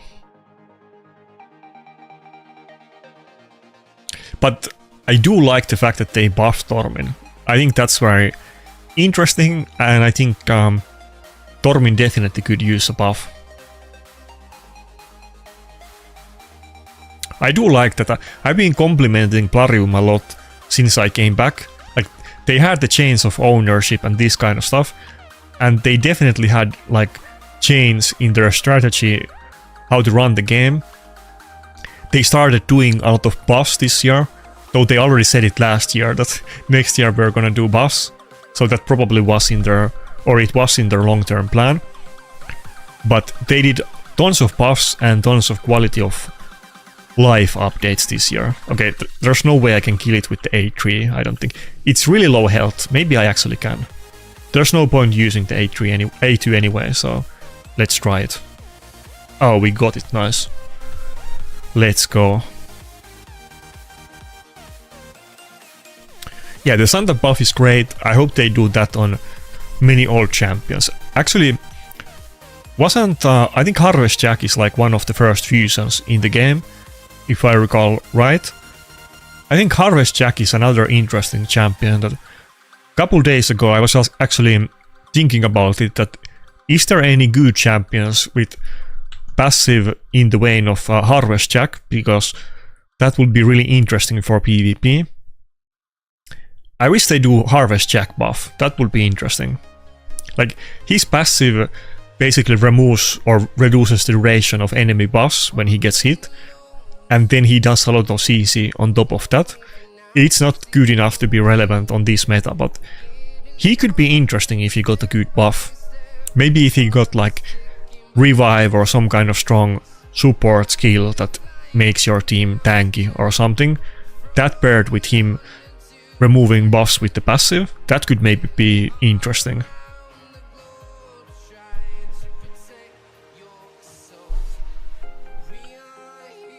Okay, we're putting up a fight a little bit, but it's still looking kind of bad. Come on, proc the passive, proc the passive. Oh, fuck. I think we're done.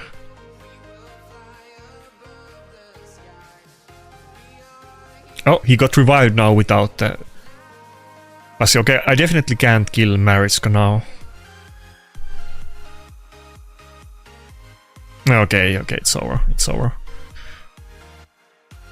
Almost, but let me double check. I think sadly the... let me double check.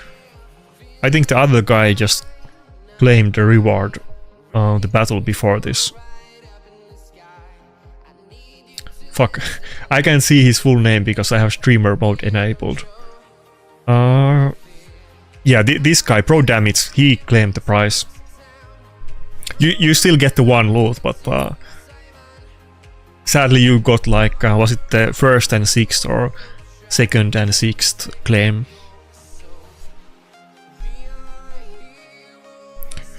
Okay, how much time do we have left? 70 minutes. Okay, I think that's good enough for Plat Push. So, thanks for everybody for participating in the contest, and congrats for the winners. I like the idea of this competition. I was a little bit disappointed that we didn't get 5 winners on the first day. It's a little bit hard to do the competition like this, but I think I'm gonna do it the next time too. The next time might already be like in a week or two, because these rewards are gonna be handed out in like 3 days. Assuming that Plarium does it on the day that they normally do it, but it might be a couple days late this month, so... I don't think the lake is not frozen right now. I haven't been ice fishing. I don't have access to test server Tiro. I've been at 7k subs for quite a long time because of the break, and I kind of, you know, gain subscribers very slowly. But you need 8,000 subscribers for that. And I wish I would get it, because I would definitely do test server videos. That would really be interesting content. That's what I like. That's really the type of content I like to do, testing stuff. But I can't test new champions if I don't have them, and I would definitely do it when I get there. But we'll see. We'll see how long it takes. Okay, be right back.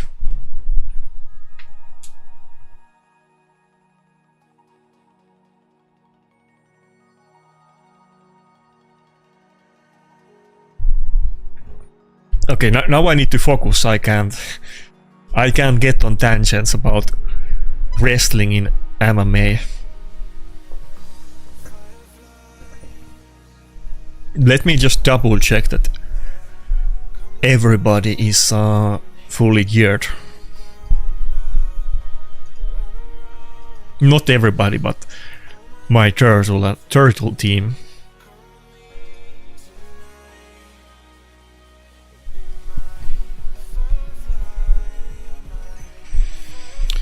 Okay, we should be good. So my plan is to just spam refresh and look for teams that I can beat with the turtles, which is no burn teams, no lockout teams, and I mean no burn teams, no bomb teams, no bus trip teams, and no nice teams. I think pretty much everything else we can get. No Nell, but she's kind of like burns and bombs.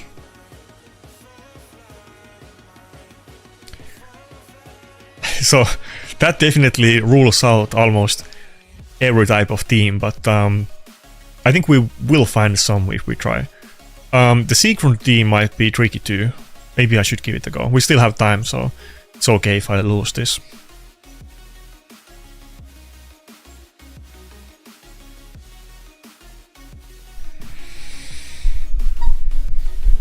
But yeah, let's go. Good luck on everybody else that is pushing as well. It's obviously kind of RNG to take this battle, but maybe we can do it. Like, all of his snookers are kind of suspect that they're not best matchups for the turtle combo, but not the worst either. They're doable individually, but maybe together it's a bad matchup.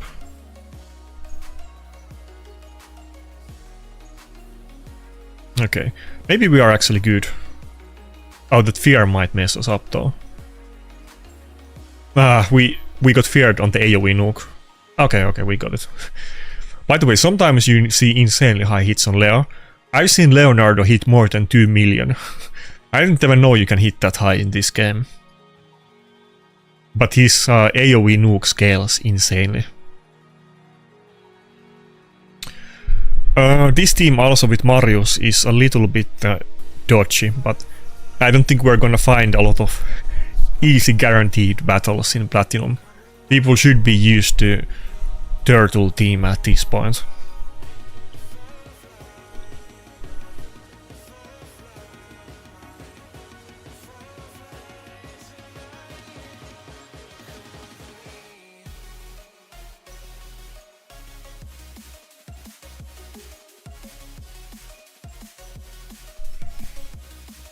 I think we're good. Yeah.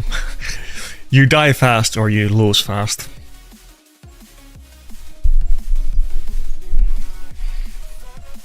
Okay, we just barely got platinum with that fight. I should have done refresh and phone couple one-man teams to hit first, but it's okay. We're getting warmed up. Fuck. Fabian team, you know, Fabian might bus trip us, but this is probably on the one of the better, like the easiest battles that we're gonna find.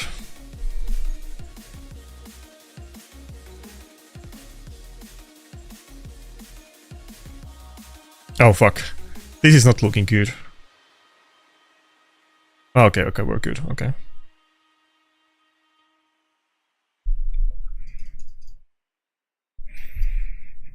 Okay, we'll risk the Mario's teams again. Basically, I'm not gonna find, I think, any teams that are 100% win rate, but we're just gonna pray that the buff trippers are not gonna screw me, and we're either gonna not get the stone skin removed, or we're gonna proc the passive when we need it and just do high enough damage that we kill Marius through the stone skin. This is what you have to do. Like, look for snipes of teams that you can beat. You don't want to play like hero on platinum reset and try to pick hard fights. That's not the smart thing to do. It might seem a little bit scummy, but that's the way it goes. This is also like not guaranteed win, but might be able to do it. Both Galatir and even the Tara's damage alone might be issue here, but Galatir can do buff strip and so can Ambrose. Okay, fuck. That fear was pretty scary. It's not over yet though.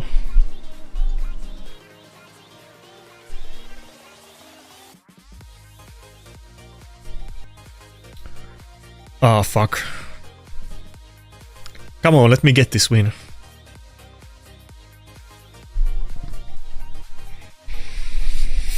Let's go.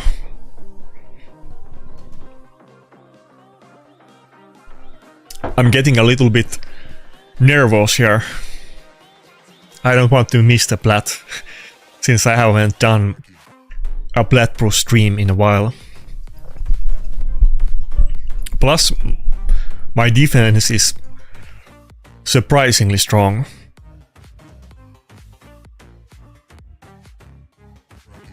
What can we do? Okay, this team, I wanna hit it, but there's 3 buff strippers. It's too risky. There's no way I'm actually gonna beat it.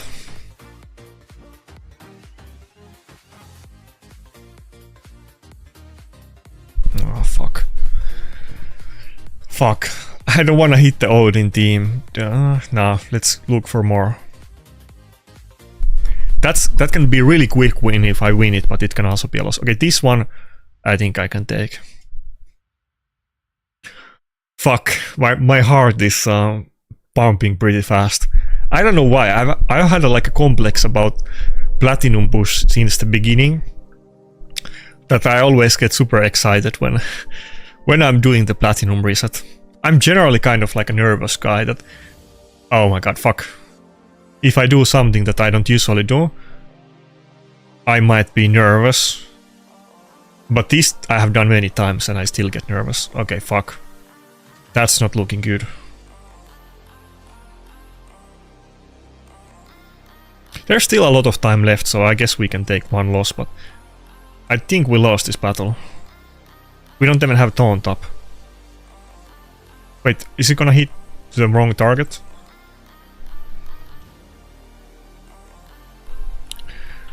Okay, we're good, I guess.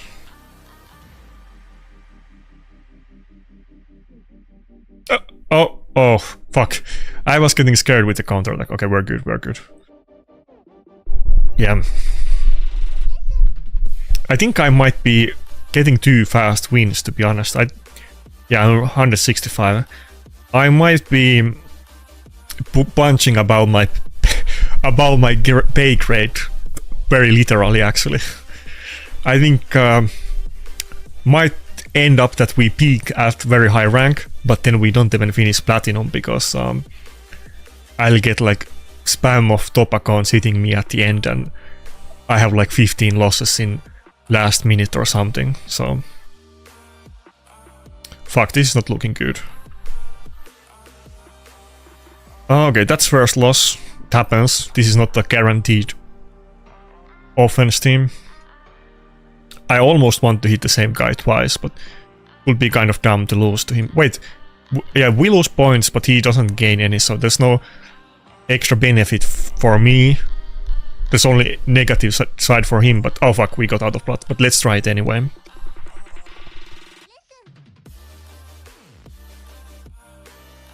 It's RNG fight, but it's winnable.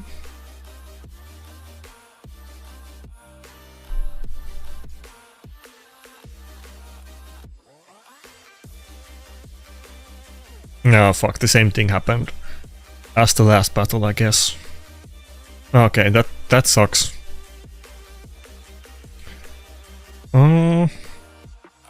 Okay, I need to... Can I find one-man teams?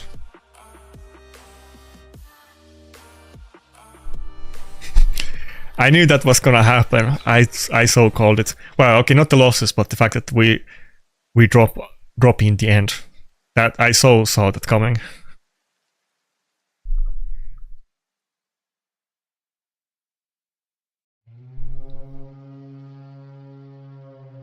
Okay, can I get another one-man team? Let's go. Scum tactics for the win. Here's a funny story. Juliana used to be one of the best clan, like, I think she was considered the best clan boss champion at the start, or the second best. Coldheart was the best one, if you had the masteries on him. But Juliana was like literally the second best, fuck. Who do I hit? Juliana was like the second best clan boss champion in the early days. There was no War Master, only Giant Slayer. So it wasn't the champions with at least double hit were the preferred ones. And she did both burn and multi-hits and poison. And there was no Giant Slayer, and people only had 5-star gear. There was no 6-star items at the start, and just generally people had worse gears and champions. And Juliana was kind of oh my god, are we gonna lose to Solo Marios? Juliana was super OP, and I remember when I got Juliana, the people in my clan were super jealous about it. Fuck. Are we gonna get in? Am I getting destroyed in defense while I'm trying to get back to Platinum? I keep getting wins and I don't get to Platinum. We're still out of Platinum. Fuck. Who do I hit? This looks doable. 4 minutes left. Oh fuck. Maybe it was a mistake to hit the Wukong. I'm already getting scared.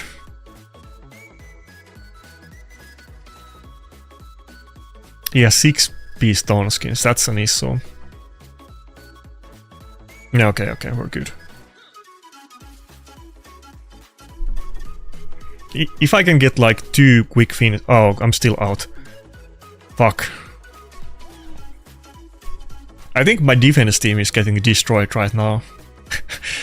Sorry, Swindler. It's like I'm drowning. Like I keep getting above the water and then I'm down again, and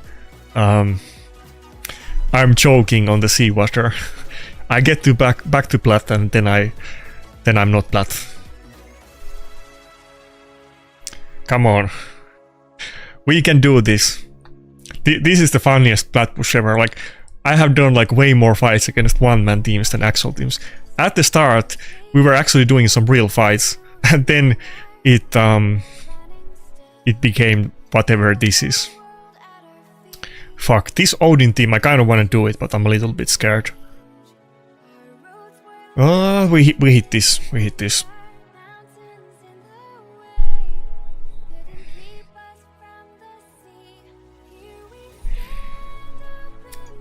Come on, can we get block revive? Ah, fuck. It's not good. I think we'll lose this battle. Oh my god. Maybe not. Come on. Come on. Hey, no, he... Okay, oh fuck, okay. He reduced the duration of the fucking counter attack. Oh my god. Fabian is so OP. Okay, we have 1 and 2 minutes. I think I hit this. If I lose it, I'll just stall it and hope that he doesn't finish me, and I'll just wait until it's over. But if I lose this battle, I'm trying to not finish the battle until the time ends. It's still RNG, like he has lockout and Taras just does bonkers damage, so and stun, so it's not over.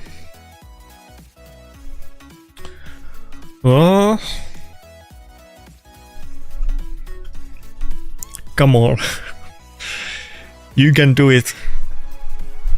Leonardo, I believe in you. Oh no. Oh no. We got the polymorph. Oh no.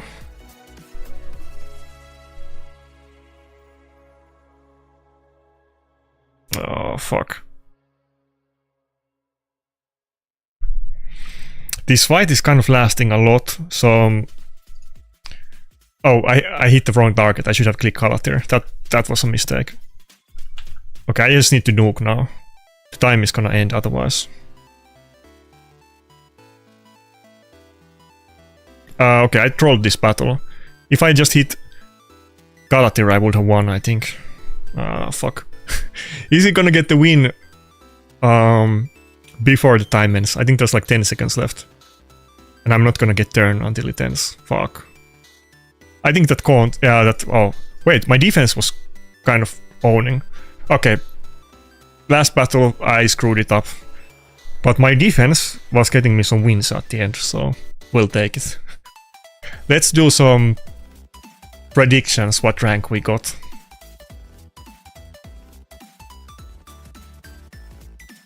But yeah, that must have been pretty hectic to watch, because I was kind of hyping myself to oblivion.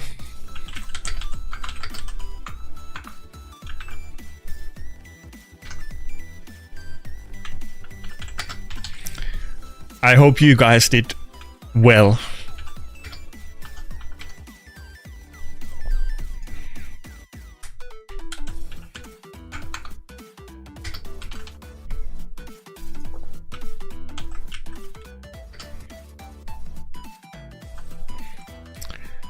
Okay, place your bets. I don't know if can we even see what rank I got. I guess I can't see it yet. That's the weird thing about the new Platinum reset, that it kind of it makes you it doesn't even give you the results instantly, and you're kind of getting hosed a little bit. Okay, let me catch up with the chat a little bit.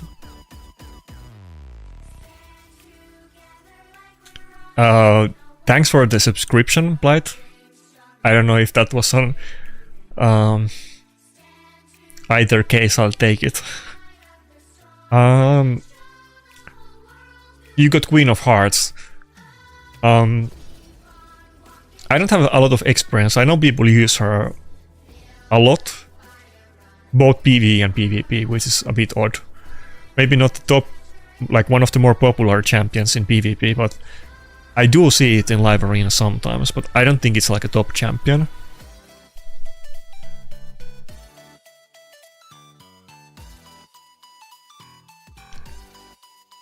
I don't have the Santa's partner. I only have Santa, not the other one.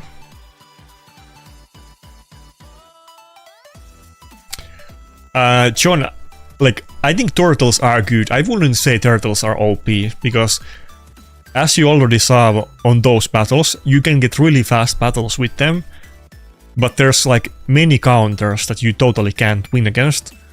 And in the current meta, like, I need to make a separate video about this, but basically the only teams that, like, the teams that you can't get guaranteed win with turtles is any team with burn, any team with bomb, any team with buff strip. That's gonna be like 99% or 100% of the teams in Platinum defense, and you know, you might just lose to strong teams that don't even have those.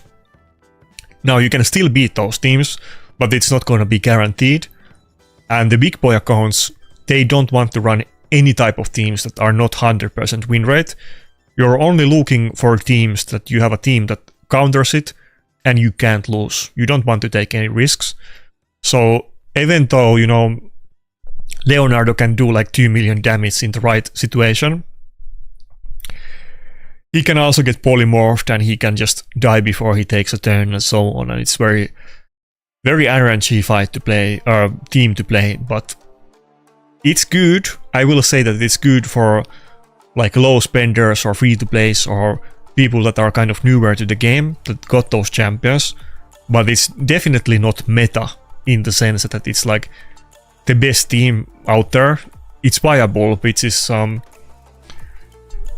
basically insane if you don't have a massive roster of mythic champions or you're not ultra fast, and we totally need it. We need some kind of ways that us normal plebs can compete in a Platinum Arena.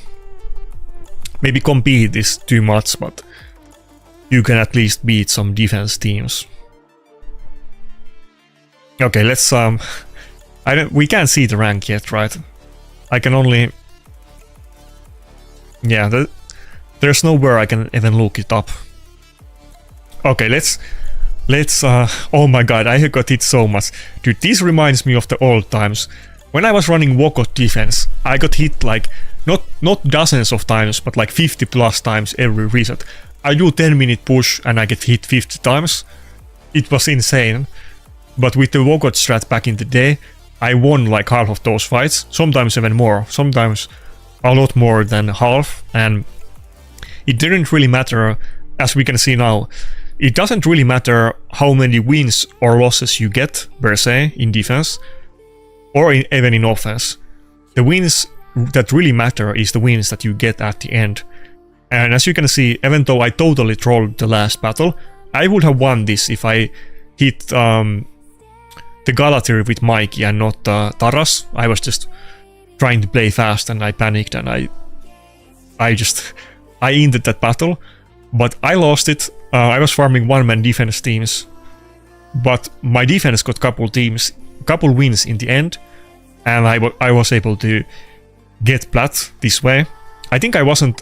I don't know what rank I got, but considering that I got multiple wins at the end, I think I finished better than top 500. It might be even like top 200 or something. We'll see. The difference between like top 500 and top 100 is not a lot. The difference between top 100 and rank 1 is like totally different level than rest of the Platinum. So, but yeah, okay, let's count the defense. How many times I got hit? That's kind of crazy. Let's look at the last 1 hour. Okay, this battle counts. It's like 6 hours, so this was in the last hour of reset.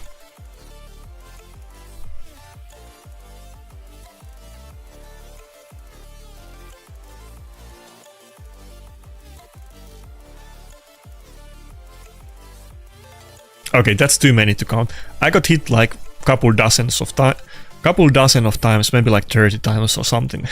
It's gonna be too boring if I count all of the wins and losses.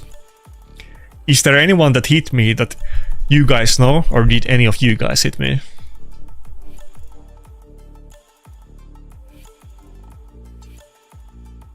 But it was super hectic. It definitely could have gone better, but at least I finished plat.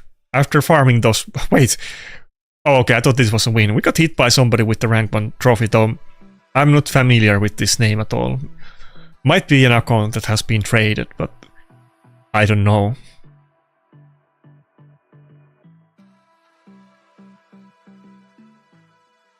Also, surprisingly big, like, what's the word? Diverse set of teams that hit me. The meta is definitely very different than it was in the past, because there used to be a couple kinds of teams that people were running, not too many, and now people run tons of different things. I guess most people are running offense teams that are not 100% win rate. It's generally like speed teams with CC and stuff, like Marius or Lockout and Burns and Bombs, but all kinds of teams. This guy hit me with Helicat. I guess he was doing it for the, whatever you call this, the Sulfurion or what was the name? Sulfurous guy, the burn guy. He was running the full demon team and was using Helicat. Okay, anyway, I'll take it. I beat the level 91 guy. It's not anything to write home about, but let's go. At least I didn't finish gold.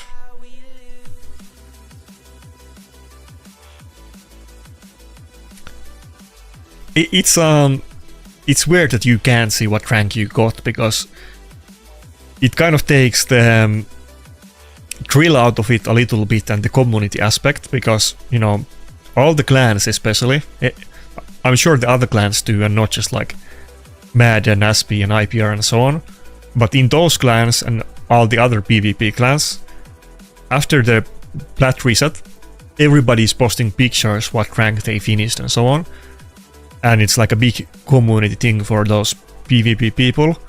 And now we can't even see what rank we got until the next day, which is a little bit let down, but whatever.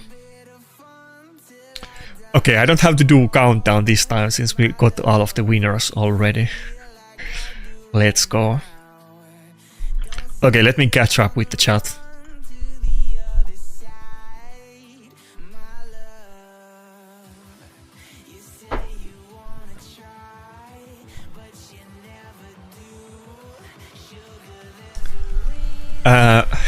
Thank you, Lord Really Party Hat. I don't know if that's like fat as in that term, or is it party hat? I think I maybe played RuneScape too much back in the day. I don't think that's what you mean. But yeah, thanks.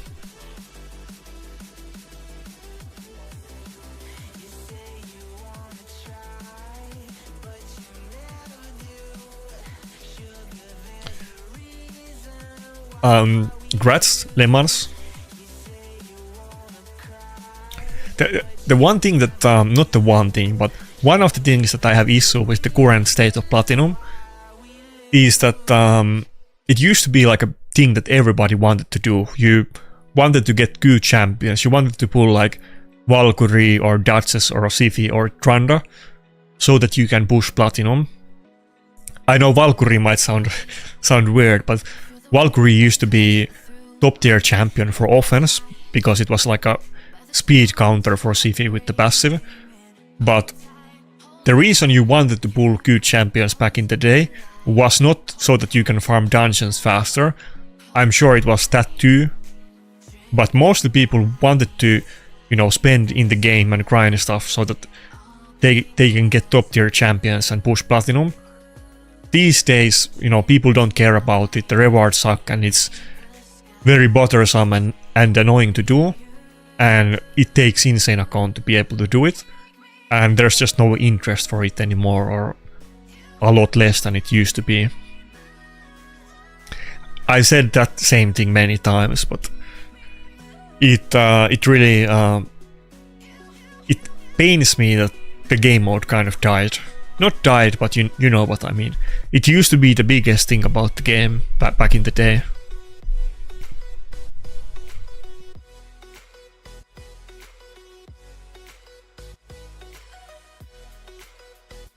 Okay, let's just gamble with Sulfur, and this guy is not super high points.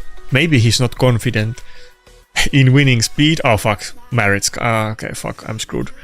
Or maybe she wouldn't. He wouldn't have had like Siphi or something, but marriage guy is actually better.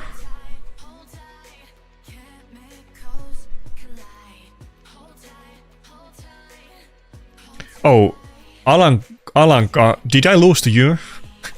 Fuck.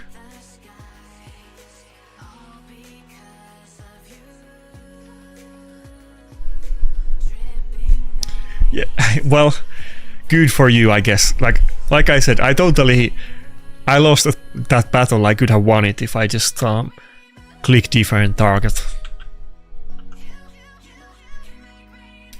I don't know if you have the same saying in like English or like UK or US, but in Finland there's a saying that goes something like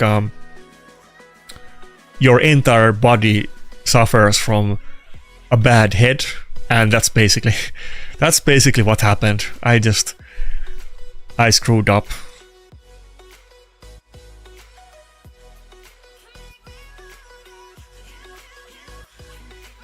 I can bully these 7k points guys as some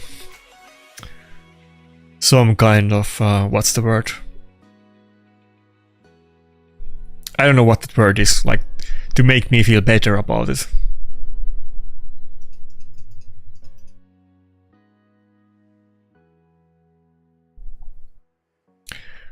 Crypto one, I guess he has tons of trophies already. One trick that you can do, even though you can't see what rank people got, but you can look different guilds and you can see what players finished plat. I should look what how many people in my guild did it.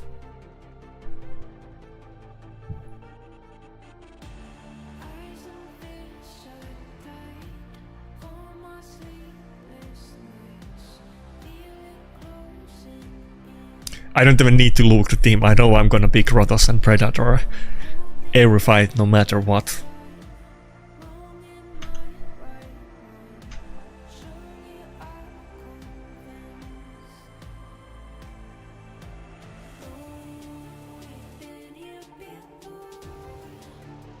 Well, I mean, maybe somebody did that. I think I'm not as like infamous in Plat like I used to be, so I don't think there's a lot of people going after to snipe me. There used to be back in the day, you know, especially when I was finishing high rank. Sometimes some people like hold grudges if I attacked them on previous resets, and some of them were vocal about it. But I don't think anybody is really headhunting me in Platinum at this point. I don't think anybody was even expecting me to push or remembers me or, you know, expects me to finish Platinum. But I'm sure people attacked me for the way that my defense team looks, rather than it being my account, but they just see a weird team with no mythics, and that's why I get attacked. Which can be, of course, good if your defense team is strong and you can get a lot of wins, then getting attacked is good. I've told this story a bunch of times, but the first time that I finished Plat, I have the pictures somewhere, but I think I got attacked 18 times and I lost 3 battles, meaning that I won 15 battles in defense and I lost 2. I think, for instance, the IPR leader lost against me multiple times, and like the really top accounts in IPR were trying to target me and they were just giving me points, and I had like surprise strong defense and my offense wasn't impressive at all, and I got my first top 3 finish purely based on my defense. Like, even if I didn't do a single offense battle, I would have finished really high. I barely like, I mean, I definitely gained points in offense, don't get me wrong, but I got most of my points in defense during that plat reset.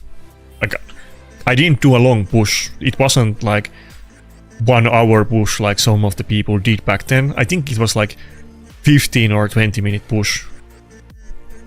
I just got hit like once per minute, or like at the end I got hit multiple times per minute in the last few minutes.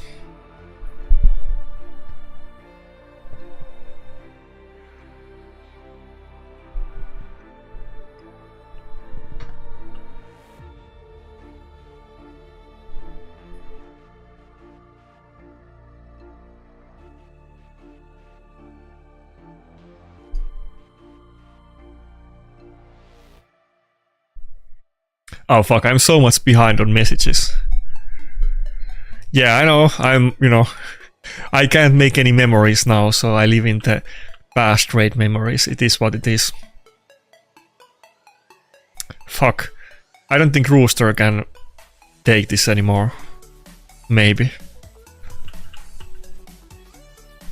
But I will say that those times for a lot of people were more... were more interesting in Arena than it's these days, so I don't think it's just me. I think I have talked with lots of people. I think a lot of the top players prefer the old Platinum compared to today.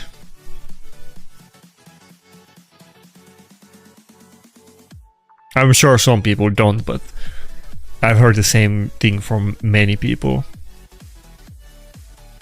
Some really good accounts, they don't even push Platinum anymore because they don't care about it. Like, I don't know if I want to say names, but like some of the best well-known accounts have said that to me in DMs, that they barely push Platinum, and even if their clan is about it, they don't care about it at all.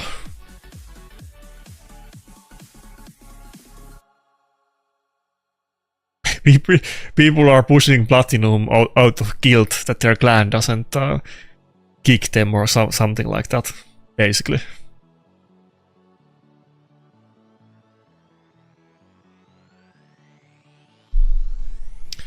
Yeah, I'm an old man at this point.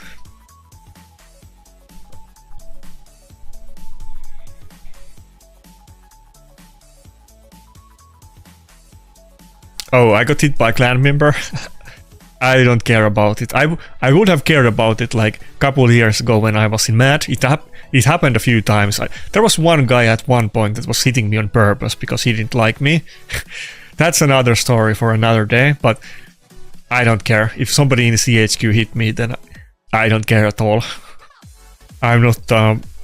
I don't have any chance to push high rank, so if clanmates hit me, that's fine, and maybe some of them lose to me, and that's even better.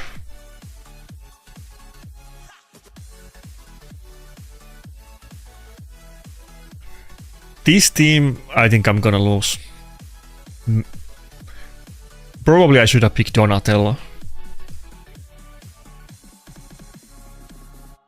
I think it would be hard to beat the Nice if I only had Predator though, so that's why I had to do it.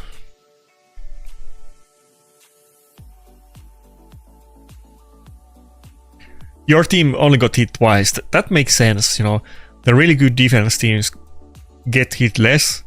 That's why you need to be good in offense. And on the other, on the flip side, if you have a weird team that doesn't look strong, it might actually be better because you might get attacked more and get more points just from defense.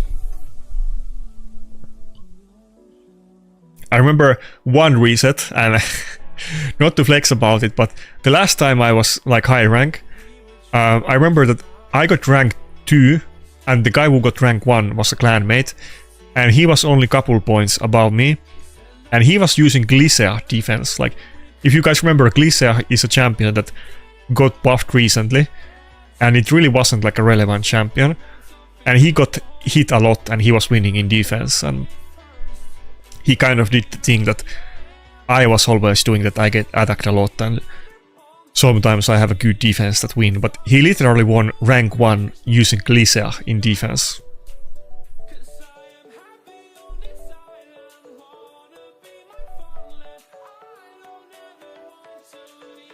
This is like I don't, maybe like 3 years ago. This is way before Glycea buff. Nobody was using her for anything. I don't remember what exactly it was, but he was like memeing around with it or something, and he was doing well in defense, and then he decided to run it. It was one of the, like, it was obviously a really strong account, so there's that, but it was still very unusual. I don't think there was anybody else running Glycea defense in the clan. Maybe there was, but this is super long time ago.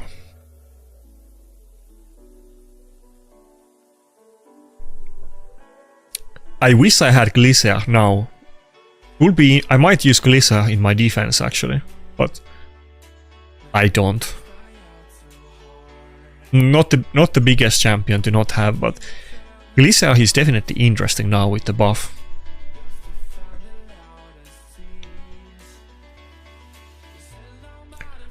Yeah, I can show my defense team, Aliras. Give me a sec.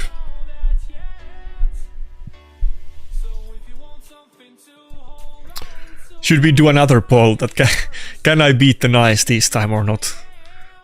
Oh wait, what was the... Okay, so most people think that I got top 500 and not better than that. I hope it's better, but probably not. Wait. I need this poll. I don't want to do turns because then it might give it away who wins. Oh, okay, is it over already? Okay, it's over. Poll is worthless. No? Okay, yeah, it's over. Okay. No poll, I won. Easy. Let's go. Colors carry the damage here, but they do different things. So what I was running in defense was this Duchess, 4-piece bolster, 2-piece immortal, full health, tanky, with Volcardia card relic. Rotos, full damage, 4-piece lethal, 4-piece stone skin, death dealer relic, no crit rate, high speed, high everything. Resistance Donatello, 6-piece stone skin, lightning gauge mastery. I don't think he has a relic, or he has that like... He has a blue relic. No, he has the... Is it blue, purple? I think he has a purple relic that gives you resistance, but the effect doesn't do anything.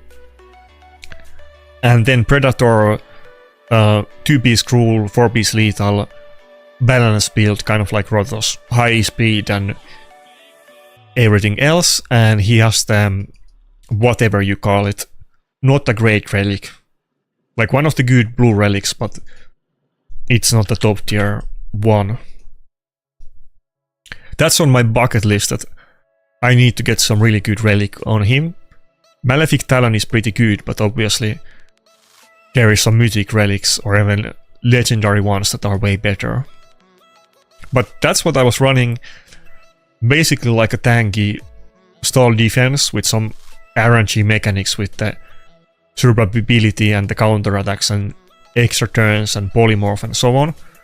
No mythics. It's, you know, I don't think there probably was many people that finished plat without any mythics in their defense. Probably there was somebody, but probably somebody finished plat with turtle defense, I'm sure, but definitely, I'm sure nobody else was running that exact defense. I will say, like I said before, that I think Predator might actually be worth it for defense, even on good accounts. My dream team would be to have this with like Nice instead of Donatello, and then like Maritzka, Galatir or Nice as the last one. But I think triple nuker with like Siegfried or Nice and then Rotos and Predator, I think that would actually be like a guard tier defense team. I think if a really good account played it, I think that could actually be like rank 1 defense team. That's my opinion, but I'm sure the Wells are gonna disagree. But anyway. Okay, back to the comments. It took me like 3 hours to reply to that one, so I think I'm a little bit behind in the comments. Okay, so have I looked at the fusion calendar? No, I literally have not looked it once. I'm not doing the fusion. I'm gonna do a separate video about this, but there's just too many good events these days. Fusions that you're not absolutely certain that you're gonna want, I think you need to skip them. Back in the day, there was not like tons of good events. The only good events were fusions. And you wanted to do every single fusion that happened, just in chance that you need the champion for new content or it gets buffed or something. But these days, there is way better events than fusions, unless it's like a god tier champion. I think you should skip a lot of them actually.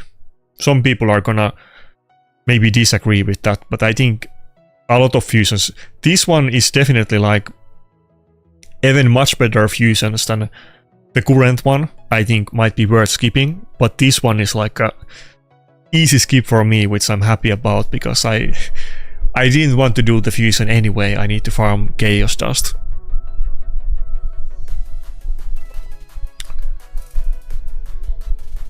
Classic Arena isn't PvP. I get what you mean, like you're hitting sitting ducks, like fixed teams, but I think that's the part of the beauty with Raid, that in Classic Arena you can beat, it's harder these days than it used to be, but in Classic Arena, because you know what they are running, you can beat teams that are much, okay, fucking Narcissus, I go with Helicat. You can beat teams that are much better than yours, because you can counter them, potentially. So it gives like a chance for people with less good accounts to be smart and play smart and this kind of stuff. That's the argument for it, but I get that Live Arena these days is a lot more interesting for most people. But I wish they would buff Platinum Arena and give better rewards and maybe add something else new to it, and maybe we could make Platinum push great again.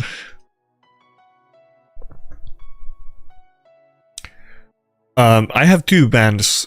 I have it on my Armans and Galleos. I want to get more, but I think 2 is already pretty good. It's not like I need 10 of those. Maybe some other accounts will have use for 10, but I think probably like 2 to 4 is good enough.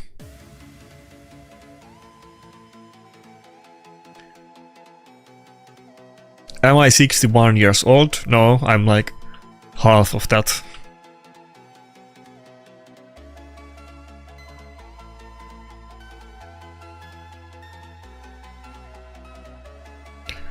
I don't think we can get any kills, but let's see.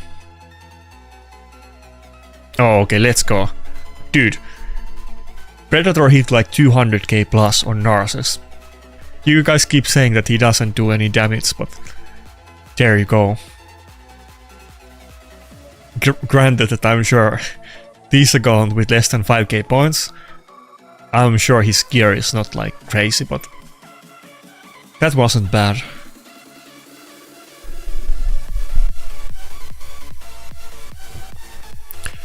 By the way, how do you like the Helicat pick? I wasn't picking Helicat just to meme around, but he went with the Narcissus, which is not the worst counter to me. Just having CC and speed team is definitely worse, but it's kind of like an Achilles heel for my account that I'm always running at least one bolster, probably 2, and Narcissus is a tough matchup.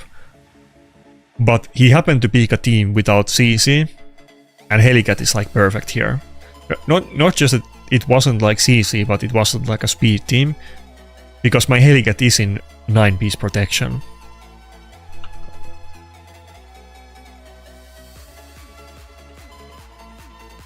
You want mod?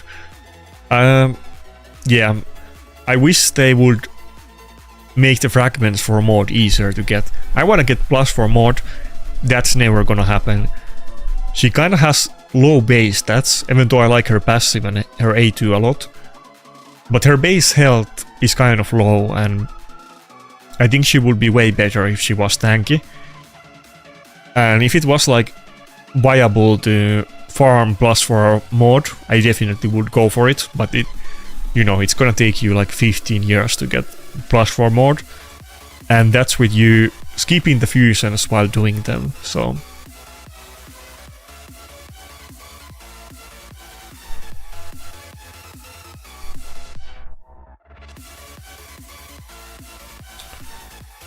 I can show Donatello after this battle.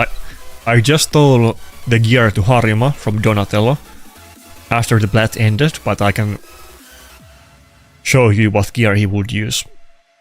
I'm gonna make a video about Turtles maybe next week. Probably next week I'm gonna make a video about him. Or not him, but all of the Turtles and how to run the Turtle offense. Donatello... Wait, did you say Donatello or Leonardo? Oh, you said Donatello. Okay, give me a sec. I thought you meant Leonardo. Leonardo, I'm running in resistance. It's not super high resistance because I don't have faction guardians, I don't have blessing and empowerment and so on. I don't have high level relic for it, but it's 6p stone skin in resistance. And my Donatello gear actually needs a lot of working because I need to get all of those things like I just mentioned. But also, as you can see, I need to like Chaos Dust, I think, like every piece of gear on him except the boots. Yeah. I need to get all of the top pieces with health. I need to get the gloves with health and chest with resistance. The only thing I have is the boots and I think the banner. No, the banner. Okay, yeah, I have the banner. I think I got this relatively recently. But I will say that this is definitely the build you want to get. My build is not the most impressive one. There's a lot of room to improve here by just getting better pieces and dusting, and I need to get those not gear things, but better relic, faction guardians, empowerment, blessing. Those will add up.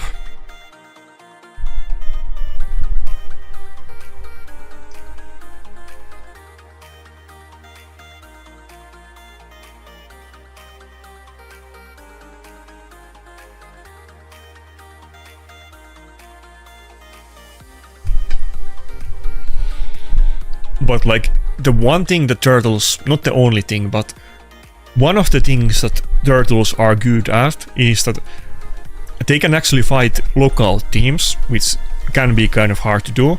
Not only can they win against local teams, but I mean, they can win them in a good time. And they could do that even without Donatello, but it would be a lot riskier because then Leonardo might not be able to get his unkillable buff up. But Donatello not only has like his passive that helps your team and so on, but when you build him in resistance, then you can unlock out your team. And I think resistance Donatello is kind of like mandatory for turtle team. Either resistance or the budget version would be to use the Chronophage set.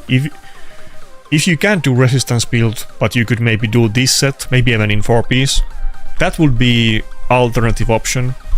But 6-piece resistance, 6-piece stone skin with resistance build, that's definitely the best thing that you want to do on him. The relic and the other stuff might be more debatable, but 6-piece stone skin is definitely the best. But I'll do like a full turtle guide, going through the builds and then going through like what kind of teams you want to fight with them and so on.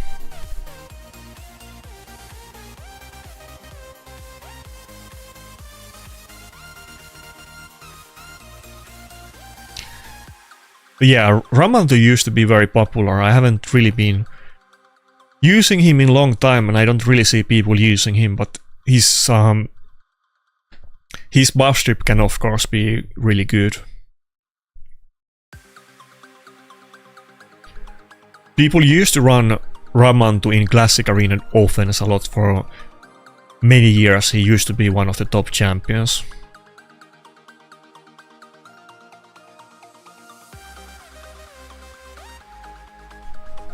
Oh, we meet the Santa combination again.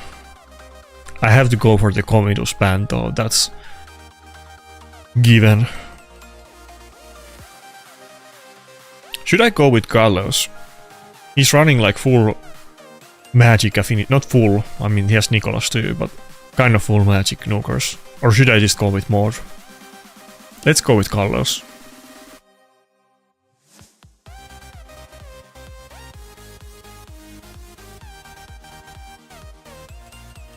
Yeah, if you show in Platinum in the clan member list, then you made Platinum.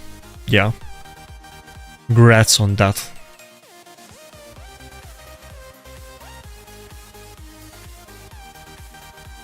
Yeah, I agree with you. I wish they would focus on Arena. I think they might. Maybe that's gonna be a thing that they do, because they have been a lot more receptive to feedback, and they have done a lot of things that people have been asking for years. I have no like information about it, to be clear. I'm not like hinting about something they told me without saying it. I have no idea. But I think it's kind of like 50-50. I think there's a good chance that they will buff the arena rewards for like classic arena and do something with them. I hope they will add Swift Parry accessories into the game. I think that would be interesting. I've said that many times, but it's like a fantasy of mine that I can do 4-piece Swift Parry with like 4-piece lethal or something. I think that could be fun.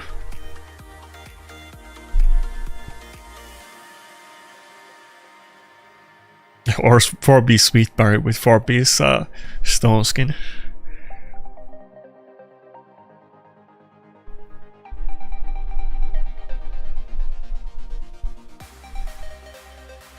Yeah, Narcissus is not tanky.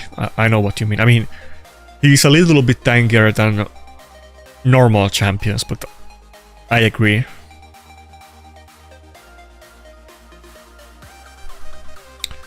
Huh? Oh, it's the wrong. Oh, never mind. It's not block damage. I thought I could kill it. Fuck.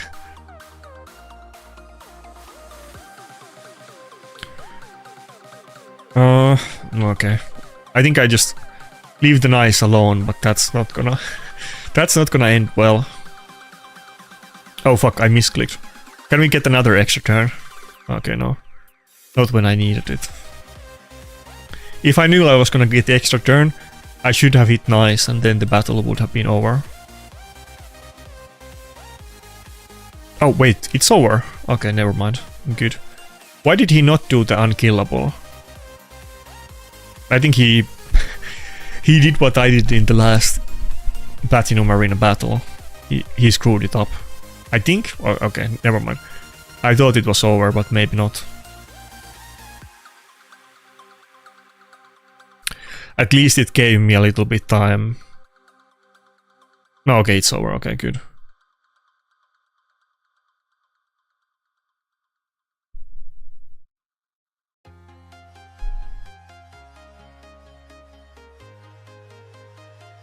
I think I can go with auto.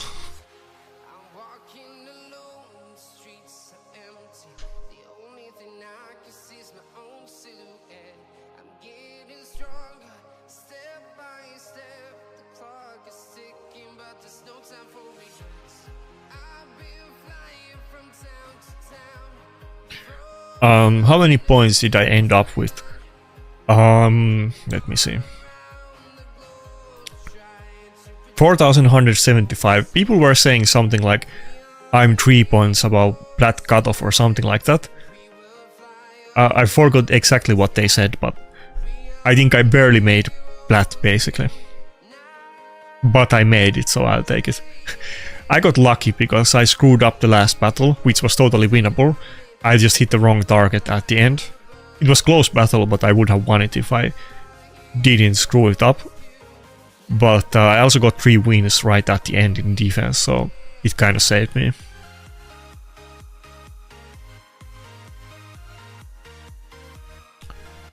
Wait, which Dark Elf mythical? I'll look it up after this battle.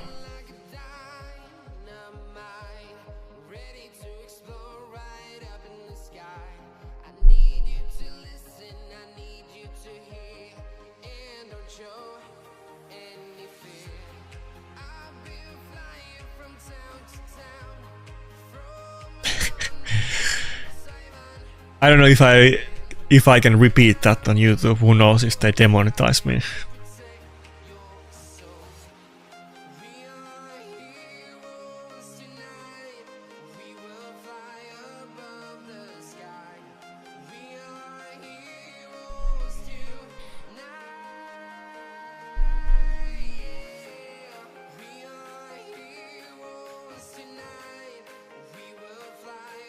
Yeah, I'll look it up after this battle. I'm not quite sure about it.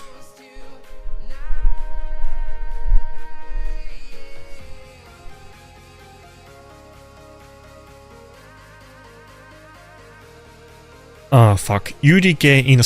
Oh, wait, this is fine. He only has one nuker. He has to pick a second one. So we can go with Sulfurion, even though he has Lockout and then a speed booster, but it's fine.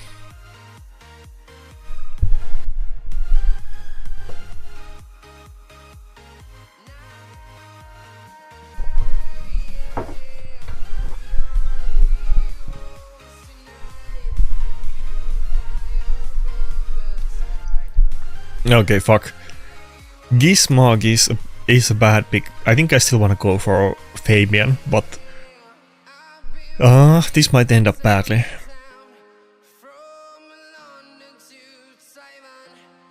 I'm sure his Gizmog is gonna be faster than my Sulfurion because of the Eostrid.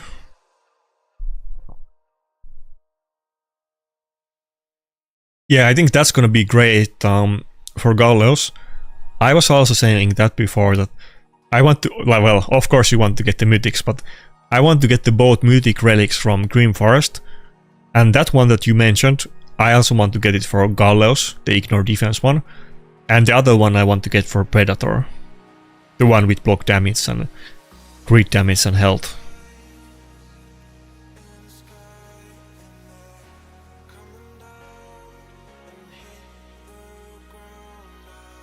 Damn, that A2 took almost half of the health of the UDK. I don't think that UDK can be very tanky.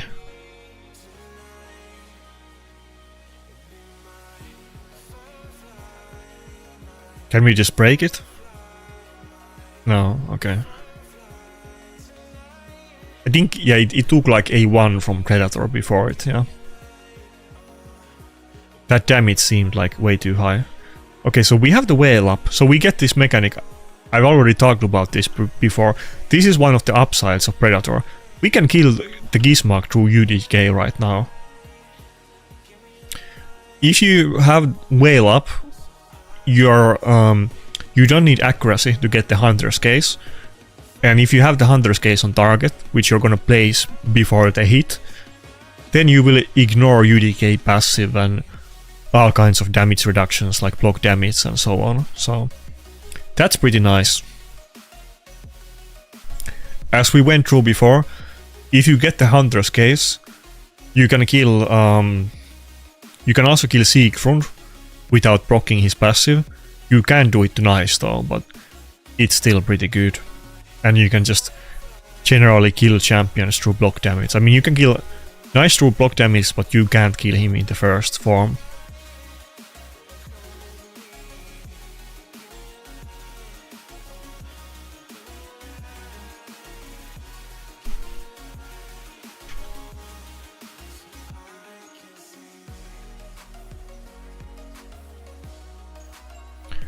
What's up, Travi Kid? I did make plat, yeah.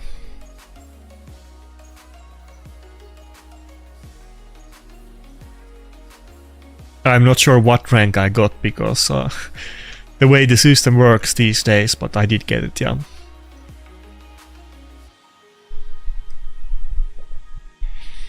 I was 175 points, and I got last 3 battles in defense. My team won all of those. But I also lost my last battle in offense.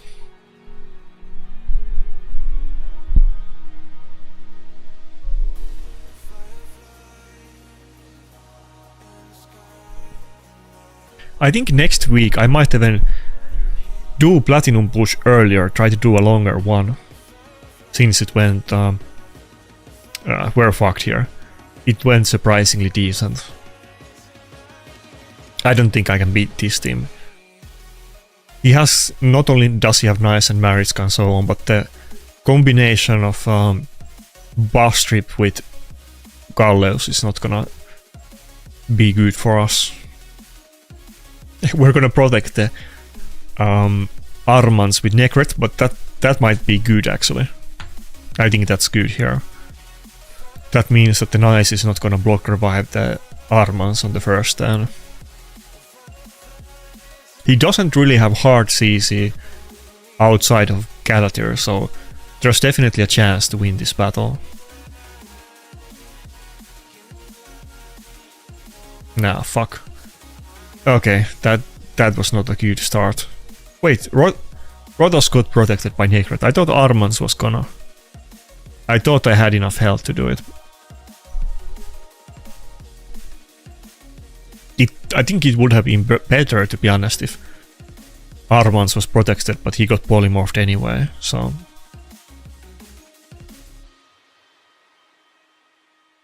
Nah, fuck. I wish we got the polymorph there. Nah, okay, come on. I don't even have any accuracy on my Rotos. This is bullshit. That's not fair. Well, we're lost anyway, so... I don't think we can lose it harder than I'm already losing.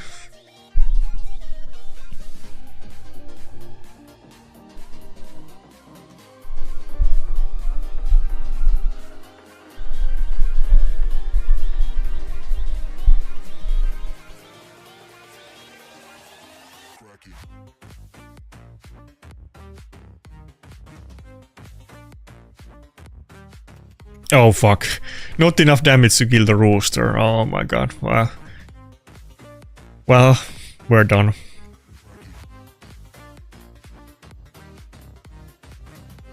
Predator is pretty good, but I think this is too much for him. I don't think he can make a comeback here.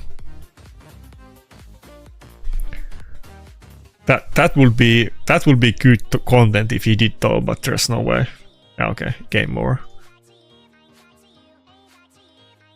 It was pretty hard team, and you know, maybe I could have had better RNG too, so it definitely was a matchup that was winnable, but it was a good team. He had high level blessings on everybody and good champions, and I'm sure good gear too, and he had good picks. I think it was a good combo against me. I think speed teams with more CC are even better than this, but it's still a hard matchup.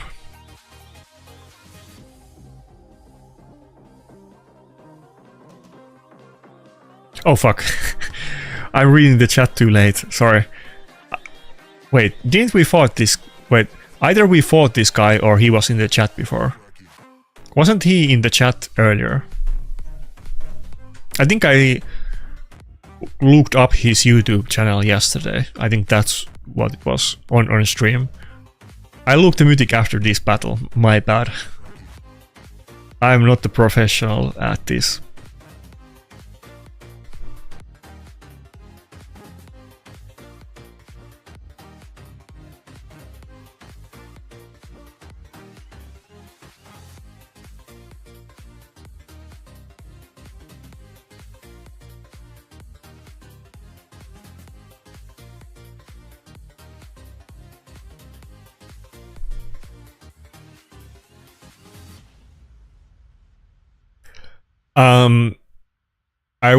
I don't think I'm gonna, like, the stream is gonna be on Plat, so you're gonna see the stream there. I'm not gonna make a separate video about Plat push, unless something really interesting happens or I figure out some new secret strategy.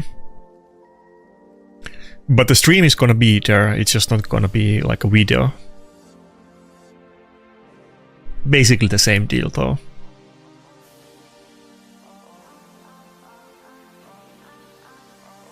Fuck, I don't know what to pick.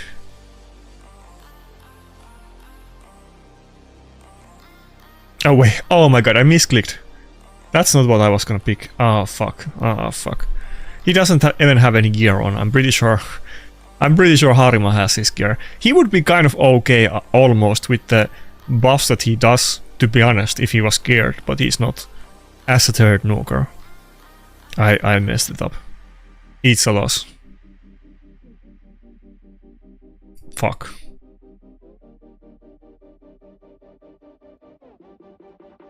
Oh, this guy banned Predator. Let's go. He's seen the Predator before. Leonardo would have been okay pick if he had any gear on, but I don't think he has any gear on. I'm pretty sure I took it off him and put it on Harima. He's totally naked. I don't think he even has accessories. He's like literally naked. Not a single piece of item on him, so it would have been so funny if he banned Leonardo, but I think I fought this guy yesterday, I don't remember who won, to be honest, but I definitely fought this guy yesterday. I showed his channel on the stream. I was giving him a shout out because I saw the name, but yeah. Yeah, fuck.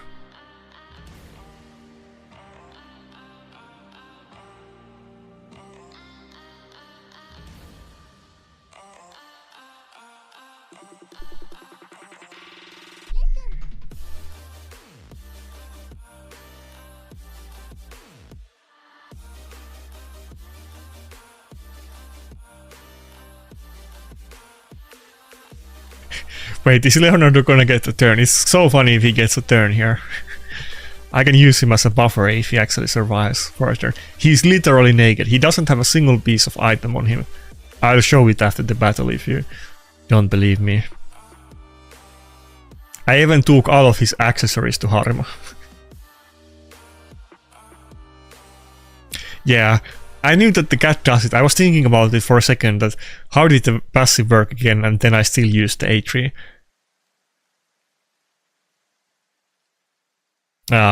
Leonardo almost got the turn. I wish he did. Would have been funny. I so lost the battle. I messed it up.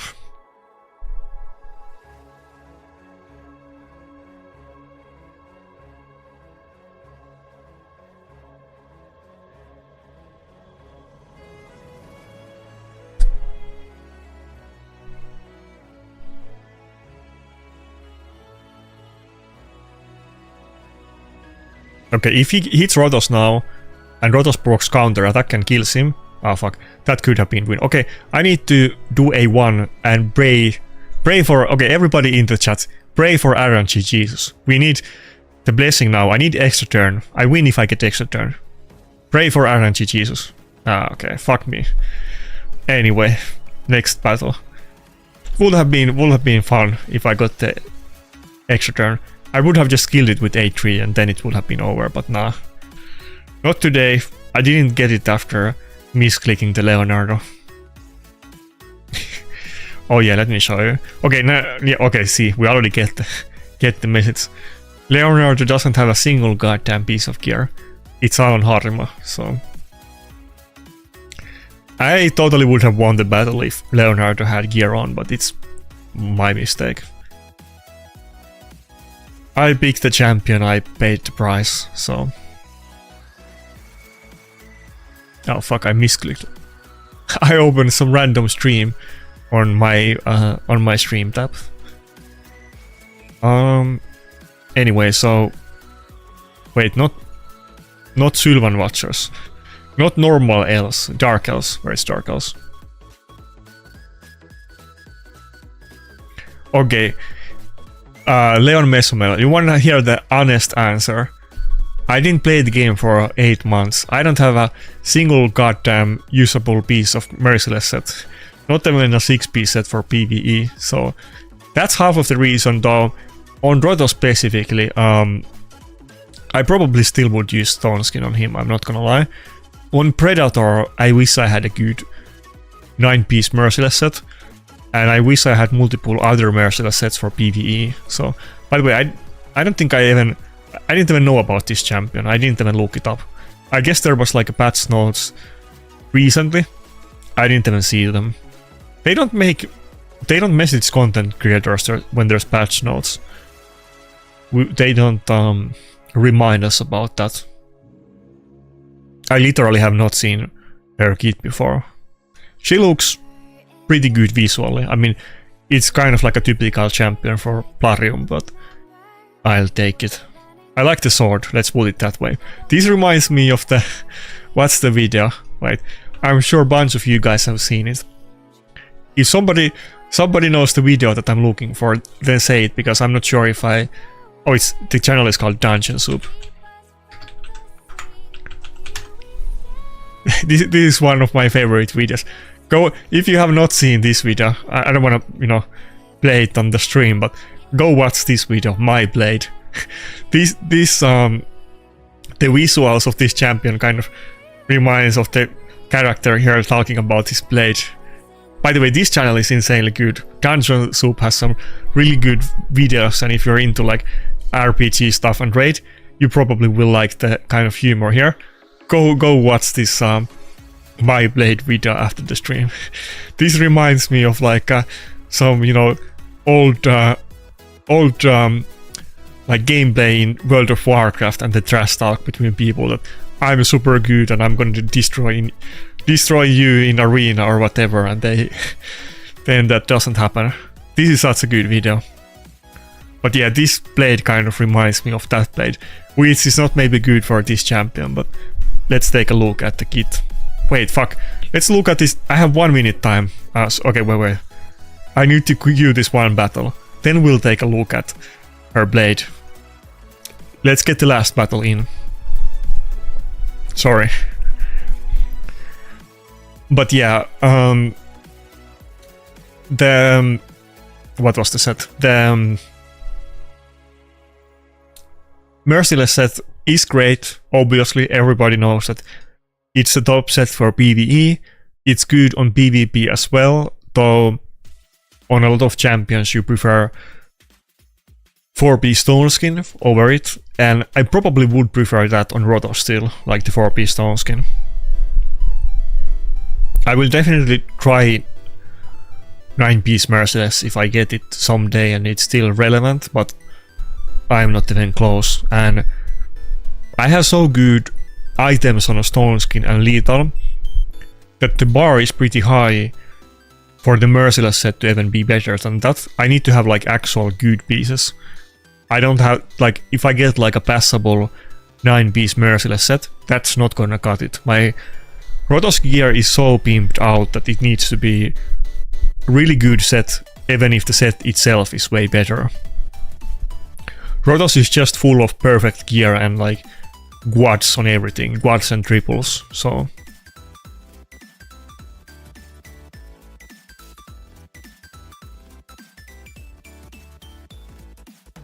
But yeah.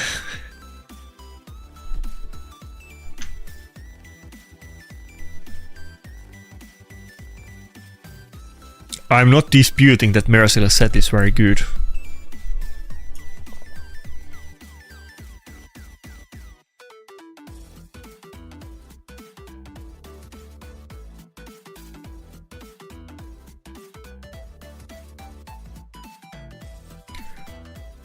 I can totally run Sulfurion in this battle. If anything, like, forget Merciless Rotos. What I need on my account is that I need to pimp out my Sulfurion. He needs Blessing, Empowerment. Okay, not Empowerment, that's not gonna happen, but he needs Blessing, he needs one of those good relics, and he needs just better gear. I need to really focus on him. I think he's gonna... If I had like a 420 speed Sulfurion or something, I think my account would be pretty good at that point. That would be a big buff for me. He's really relevant in the meta. I'm just too slow to make most out of him, and because my Sulfurion is so slow, I'm really afraid to pick him unless enemy is picking a team that basically like Sulfurion is guaranteed to work against them.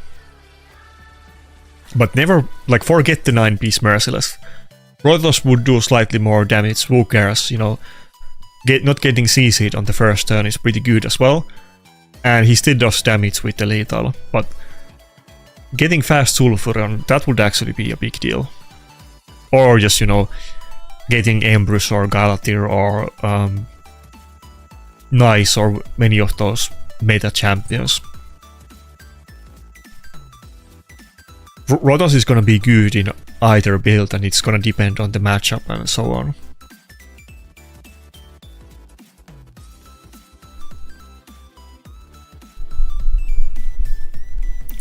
Debate me in comments if you disagree, which I guess you do, but I'm pretty stubborn or set. My mind is set on that issue. Come on, no fear. If we get feared, we probably lose. No fear. Oh, let's go. We got some redemption for the last battle. Okay, don't think we have time for another one. So let's see the My Blade champion. Let's see what her blade is. What's the word? What substance is sharpening this blade?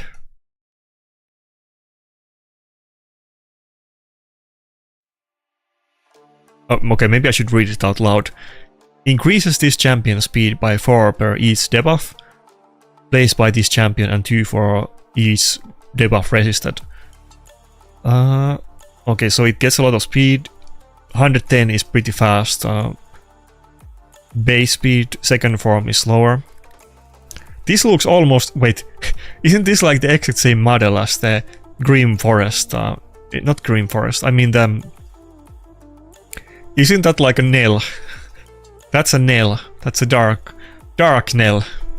Yeah, it's the exact same model. I remember there's multiple of the old champions. I thought Plarium was already over this. I remember there's multiple old champions with the exact same model. Let me show you this. There's multiple examples of this, but take a look at this model. I think there's like... I don't know the exact number out of the top of my head, but I think there's like 15 champions in this game with the exact same model. Like, so many champions have that exact same model. Which one am I looking for? Yeah, so many of them have that same one. Anyway, let's get back to her. Okay, so she gets a lot of speed and is clearly a debuff champion. Removes all boss, decrease defense, block active skills, grants extra turn if 8 or more debuffs were placed by this skill. So you need to land it on everybody in PvP. This might not always proc. I mean, it's usually gonna proc, but you can always get 3% that, and if there's, you know, 8 debuffs, then the chance to getting 3% by one of those is not that uncommon. Attacks all enemies, decreases the turn meter of all enemies by half, and by full instead if this skill is used on an extra turn or instant turn. So you're meant to use these in order. Places True Fear debuff for 1 turn, places True Fear debuff for 2 turns, instead against enemies whose turn meter is fully decreased by this skill and bosses. So she's gonna go first, she's gonna buff strip enemy, lock out them, put decreased defense, get extra turn, then steal all of their turn meter, nuke them and fear them, and then get another extra turn and probably go to the other form. Okay, turn meter decrease on the A1. So yeah, if she goes first, that sounds very scary. Luckily the buff doesn't stack up at the start of the battle. I don't know if she's meant to be for PvP specifically, or are they thinking about her for PvE as well, because this passive kind of seems more relevant in PvE than PvP, of course, but that's a pretty strong opening for arena battle. Okay, so second form, passive, immune to CC, basically everything, while under whale buff. And what? Cannot receive critical hits while under whale buff. Okay, that's potentially really strong. Ability, let me just double check. Yeah, she's attack scaling on both of the forms. That sounds pretty good so far. I mean, the competition for Mythic Champions is pretty strong, and she's obviously not a tanky champion, and is meant for speed teams. By the way, one thing that I instantly realized here that she does block active skill, not block passive skills, which is actually very relevant against stuff like Nice, for instance. So I'm pretty sure she's still not gonna be able to beat Nice teams very consistently unless she does something crazy here. Let's see. One enemy 4 times, each hit will ignore 15% defense, 30% instead if they're under the debuffs that she places on the first form. Feels turn meter by 20% for each critical hit. Is she gonna take like 3 turns in row or something, 4 turns in row? And then you get whale after you use the skill. One enemy 3 times, will always use this skill instead of the default skill when counterattacking. What does this mean? Oh yeah, cannot be blocked by block active skill devils. That's not super relevant interaction, but I guess there is Galather. I thought it always worked this way on those skills that counterattack instead of the like the A1. I guess it doesn't. Will ignore shield and block damage boss, additionally ignores unkillable if they're under the debuffs that she places. Again fills turn meter by each crit. Oh wait, attack and max enemy HP. I think that's part that I was missing. So as I was kind of suspecting before, she's kind of meant for PvE as well, not just for PvP. That sounds kind of good. I'm not like a PvE lord, so I need to double think about it. If it's on what bosses are block active skills even relevant? Is she meant to be used on Chimera? Maybe. Oh yeah, she does True Fear too. Okay, never mind. I get now. She's meant to be for Chimera specifically, and also doubling down as a PvP champion. Seems good, but it seems like Nice is still easily gonna destroy her. But outside of that, it might be a terror on speed teams. Definitely gonna be issue for my account, I guess. Well, maybe not. The hits that she does on the first form are not multi-hits, so probably not the end of the world for Predator and Rotos, to be honest, and she's squishy, so they might kill her with the counter attack. We'll see. Okay, let's see what the chat is thinking about this. I mean, it's a good champion, but I think she's meant to be for Chimera. Am I wrong?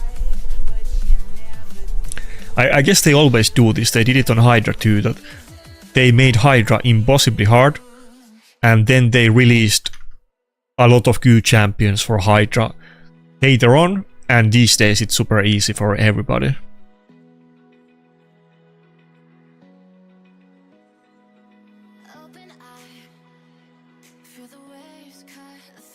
I will tell you that I would be happy to get this champion. Definitely I want to get Nice more. But if I did get her, I don't think I would I mean, I would use her in Arena, but I don't think she would be like a star nuker for my account in PvP. But I would be really happy to get her on Chimera. I assume that she would make my Hydra team like actually good, which I really need. It's kind of a big priority on my account, to be honest. It's almost more important for me right now to get good champions for a Chimera than PvP, but obviously, that being said, I would still much rather get like Nice or Galather for PvP.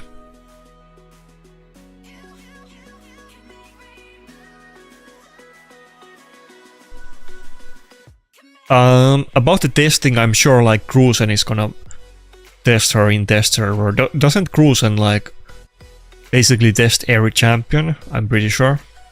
I will do that if I get there. I will do it too. I don't know if, you know, he might have more experience doing it, but I'm definitely gonna try all champions as well if I when I get the test server access eventually, hopefully.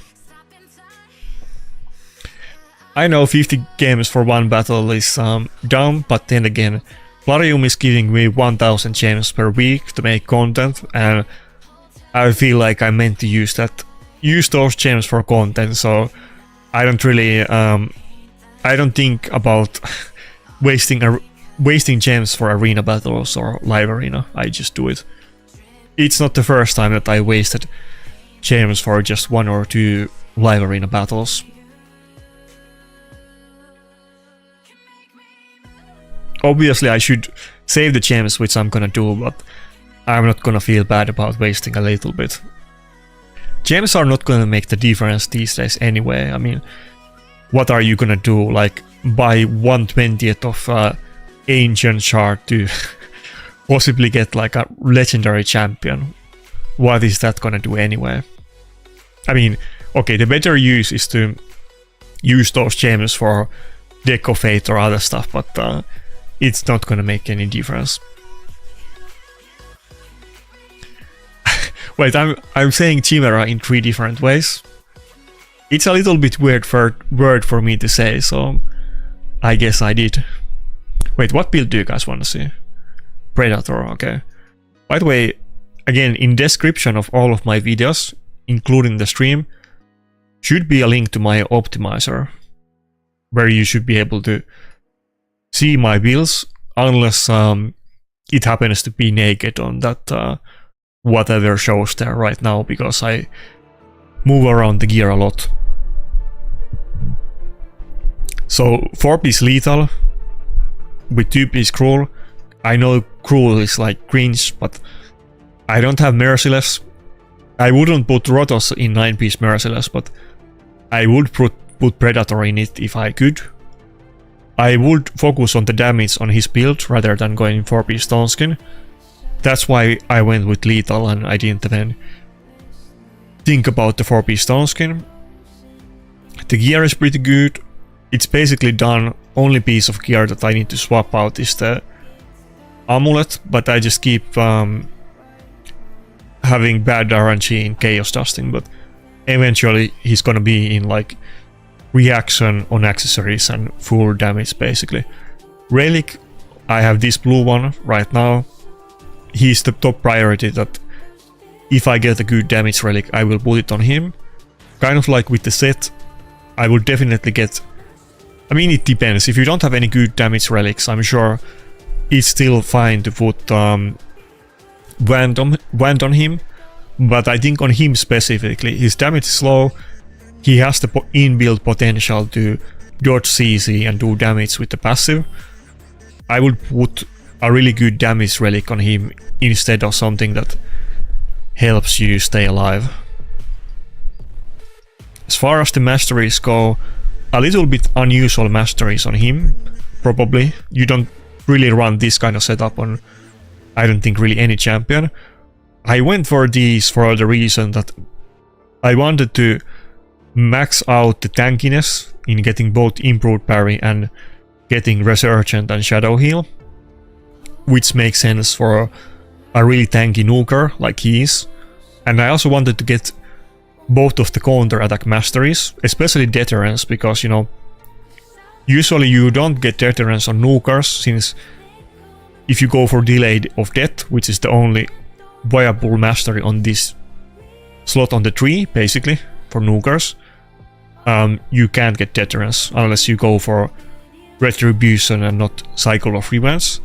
But I wanted deterrence because he can dodge CC, and very often I will meet champions like Fabian that are gonna CC the rest of my team and not him.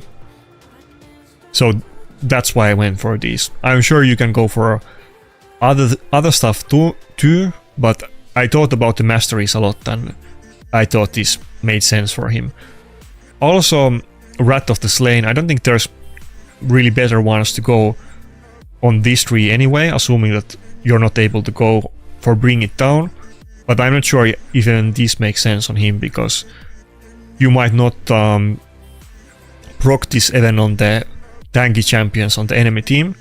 But I think specifically on him, Wrath of the Slain makes a lot of sense, because he's basically almost every battle he's gonna be the last champion that you have alive, and he's a nuker, so... Shadow Heal is a good mastery. Usually you don't use it on nukers.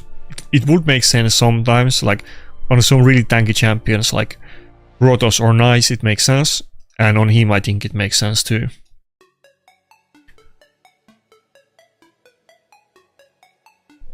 Do you have any questions about the build?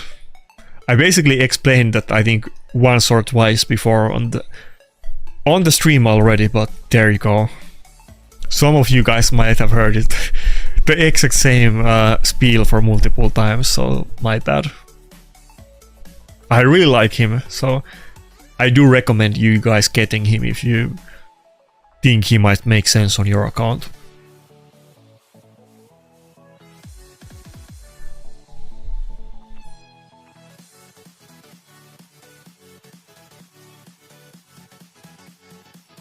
Yeah, I know wasting my gems on the Rotos 15x during the 2x Ancients, I know that was cringe and basically everybody thinks that it didn't make sense, but to be fair, I didn't get +4 Rotos, but I did get 1 Rotos.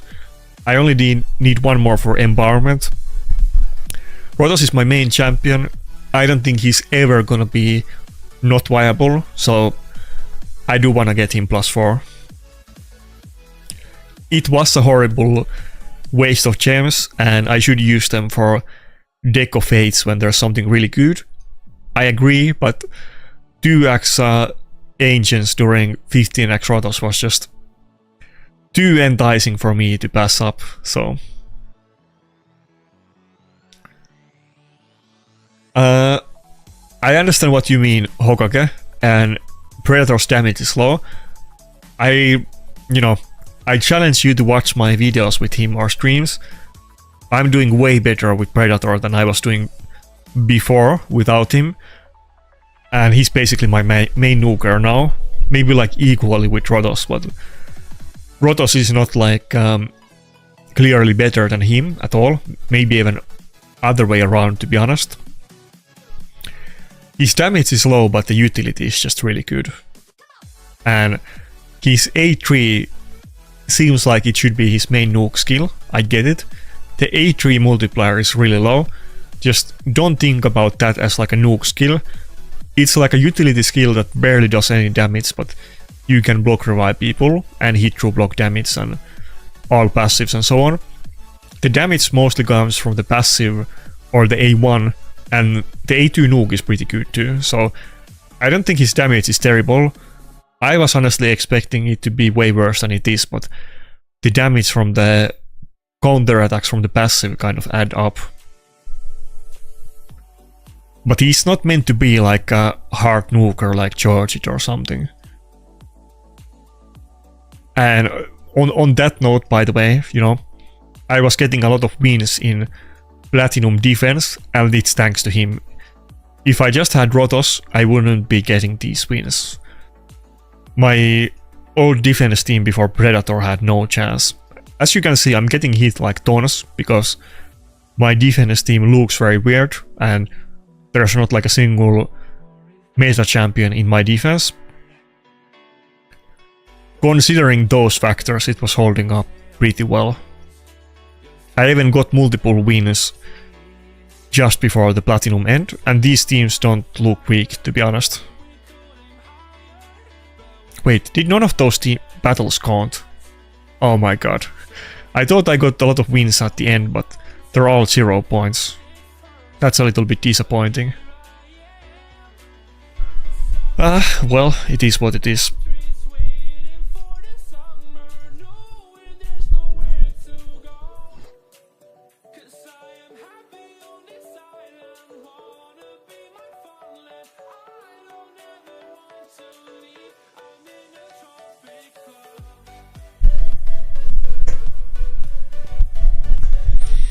I mean, Predator is still pretty expensive to buy. I think it's like 40 bucks or something like that. So, you know, you don't have to go for him, but I think he's totally viable and surprisingly good. It is a little bit cringe that Plarium puts out these champions that you basically can't get without buying. I agree with that. That's a hard name. What's up, Chris? Thanks. Yeah. I've heard that comment a lot, so I appreciate it. Quite many people have said pretty much the same thing.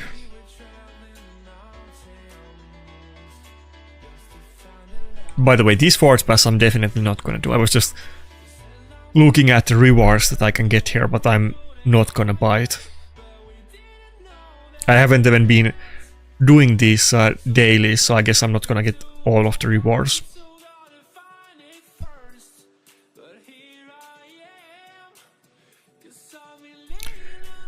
Probably should do them to get the max reward, but this set, I mean, Righteous set is okay, but I'm not gonna need it, so I don't care about it.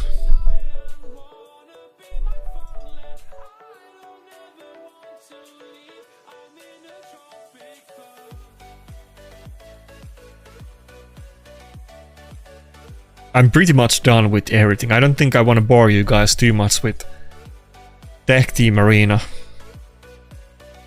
I'm not even in Gold 4, it's a bit embarrassing. I forgot to do Tag Team Arena last week on the last day and I dropped a tier. I thought I was safe, but I dropped a tier. I was in Gold 4 2 weeks ago. Fuck.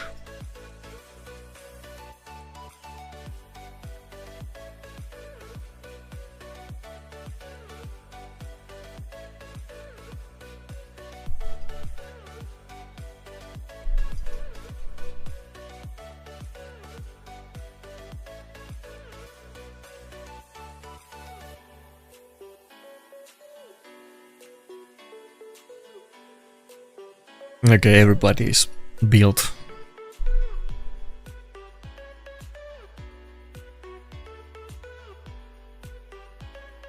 I'm kind of, you know, probably a lot of you guys do same, I assume, but I'm not gonna fucking auto Tag Team Arena, you know. If I'm gonna lose, I'm gonna lose this. It's too much to auto all of these battles, and the power creep is so high and the teams are so good that back in the day, you know, I was staying in Gold 4 with like half of my champions were epic and I was manualing all the fights and picking the right teams to counter, like changing my teams all the time. It's too much with Curse City and Grim Forest and everything. I'm just gonna auto all of the battles and the teams are too strong that even if I were to manual them and change teams every time, I would still get tons of losses, so I just how do you say it? I spray and pray. That's what I do. Can't take Tag Team Arena too seriously. I'm not good enough to do it, and even if you are, you know, I think most people are just autoing these battles.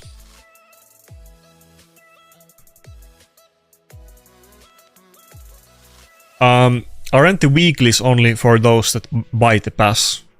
I'm sure my weeklies are done that if I buy the pass then I can get all of the rewards, but I don't think you can open the weeklies without it, and I'm definitely not gonna buy the pass. No, I don't have Maritska Hokage. I wish I did. I mean, everybody does. It's kind of crazy that the power creep has been... I mean, it's not crazy considering how OP Maritska is, but putting that aside, that Maritska is multiple year old champion, not even mythical, and she's still one of the best champions. That tells you how bonkers OP Maritska is, and especially when she was new, because like okay, I'm not gonna like do inventory and go through every champion, but if we take like top 30 champions in the game for PvP, I'm pretty sure like 28 of them didn't exist when Maritska was new, and like all of the top champions pretty much are new champions compared to her, and she's still one of the best champions. That's crazy. She was like 15 times better than the other top champions when she was new. And about do I have Maritska or not, this is my roster, to be clear. My, you know, never mind Maritska.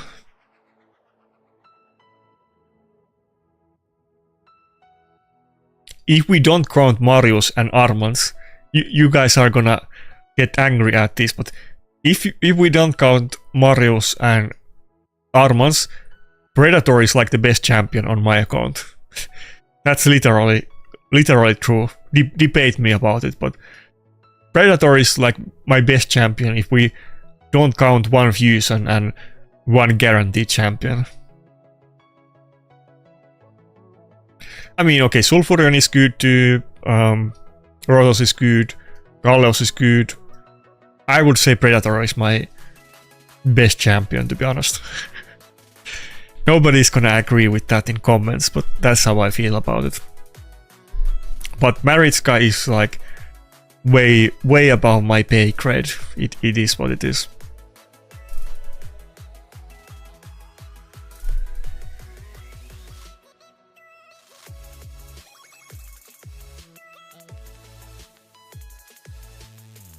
Why does Tag Team Arena have to be so hard these days? I would just, back in the day, I would auto teams without even looking at them, and I would win like everything. Even if I look at them now, it barely helps.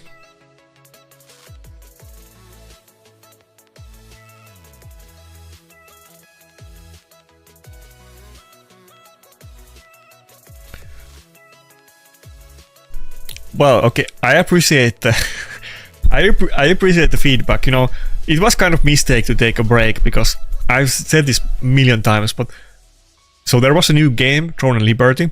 I'm a big MMO gamer. I played them hard.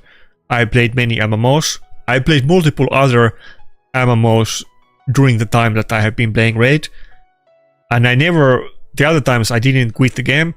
I just I wasn't like active in Discord and chat, but I was still grinding and I was even pushing platinum and everything. But this time I went a bit overboard and I took a break from the game. I was gonna take 1 month so that I can try hard Throne and Liberty when it was new, which I did. I was super hardcore in that game. By the way, I was rank 2 also in that game in Arena. I was rank 2. I was like a couple points away from rank 1 in Arena and I didn't get it. So, but I was super hardcore in that game, and then eventually I came back to Raid, which was always the plan, but I wasn't even gonna quit Raid. I was just gonna not play it for the first month so that I could focus on no life grinding in Throne and Liberty. But then I ended up not playing 8 months and I missed Fabian and Titus, and you know, it was the biggest mistake of my life. So that's where we're at. If I didn't miss Fabian and Titus, and I would have everything else that I do right now, and I would also have, of course, have more stuff because I would have played at that time, I think my account would be in pretty good spot. Titus would fix all of my problems with PvE. Obviously, you can do better teams with Ninja and do more missions, but it would be really good to have Titus. And if I had Fabian, obviously I would do way better in PvP. So I think it's hard to place them, but Fabian, Maritska and Niamhe are obviously the undisputed best non-mythic champions, and Fabian is the best legendary champion that isn't void for sure. Anyway, that's where we're gonna end the stream because I don't want to bore you guys with Tag Team Arena, but thanks for coming. I'm gonna for sure stream the Plat on next week as well, so maybe I'll stream on CVC too, because I never did CVC stream, but I might do some of those too. But that's it. Have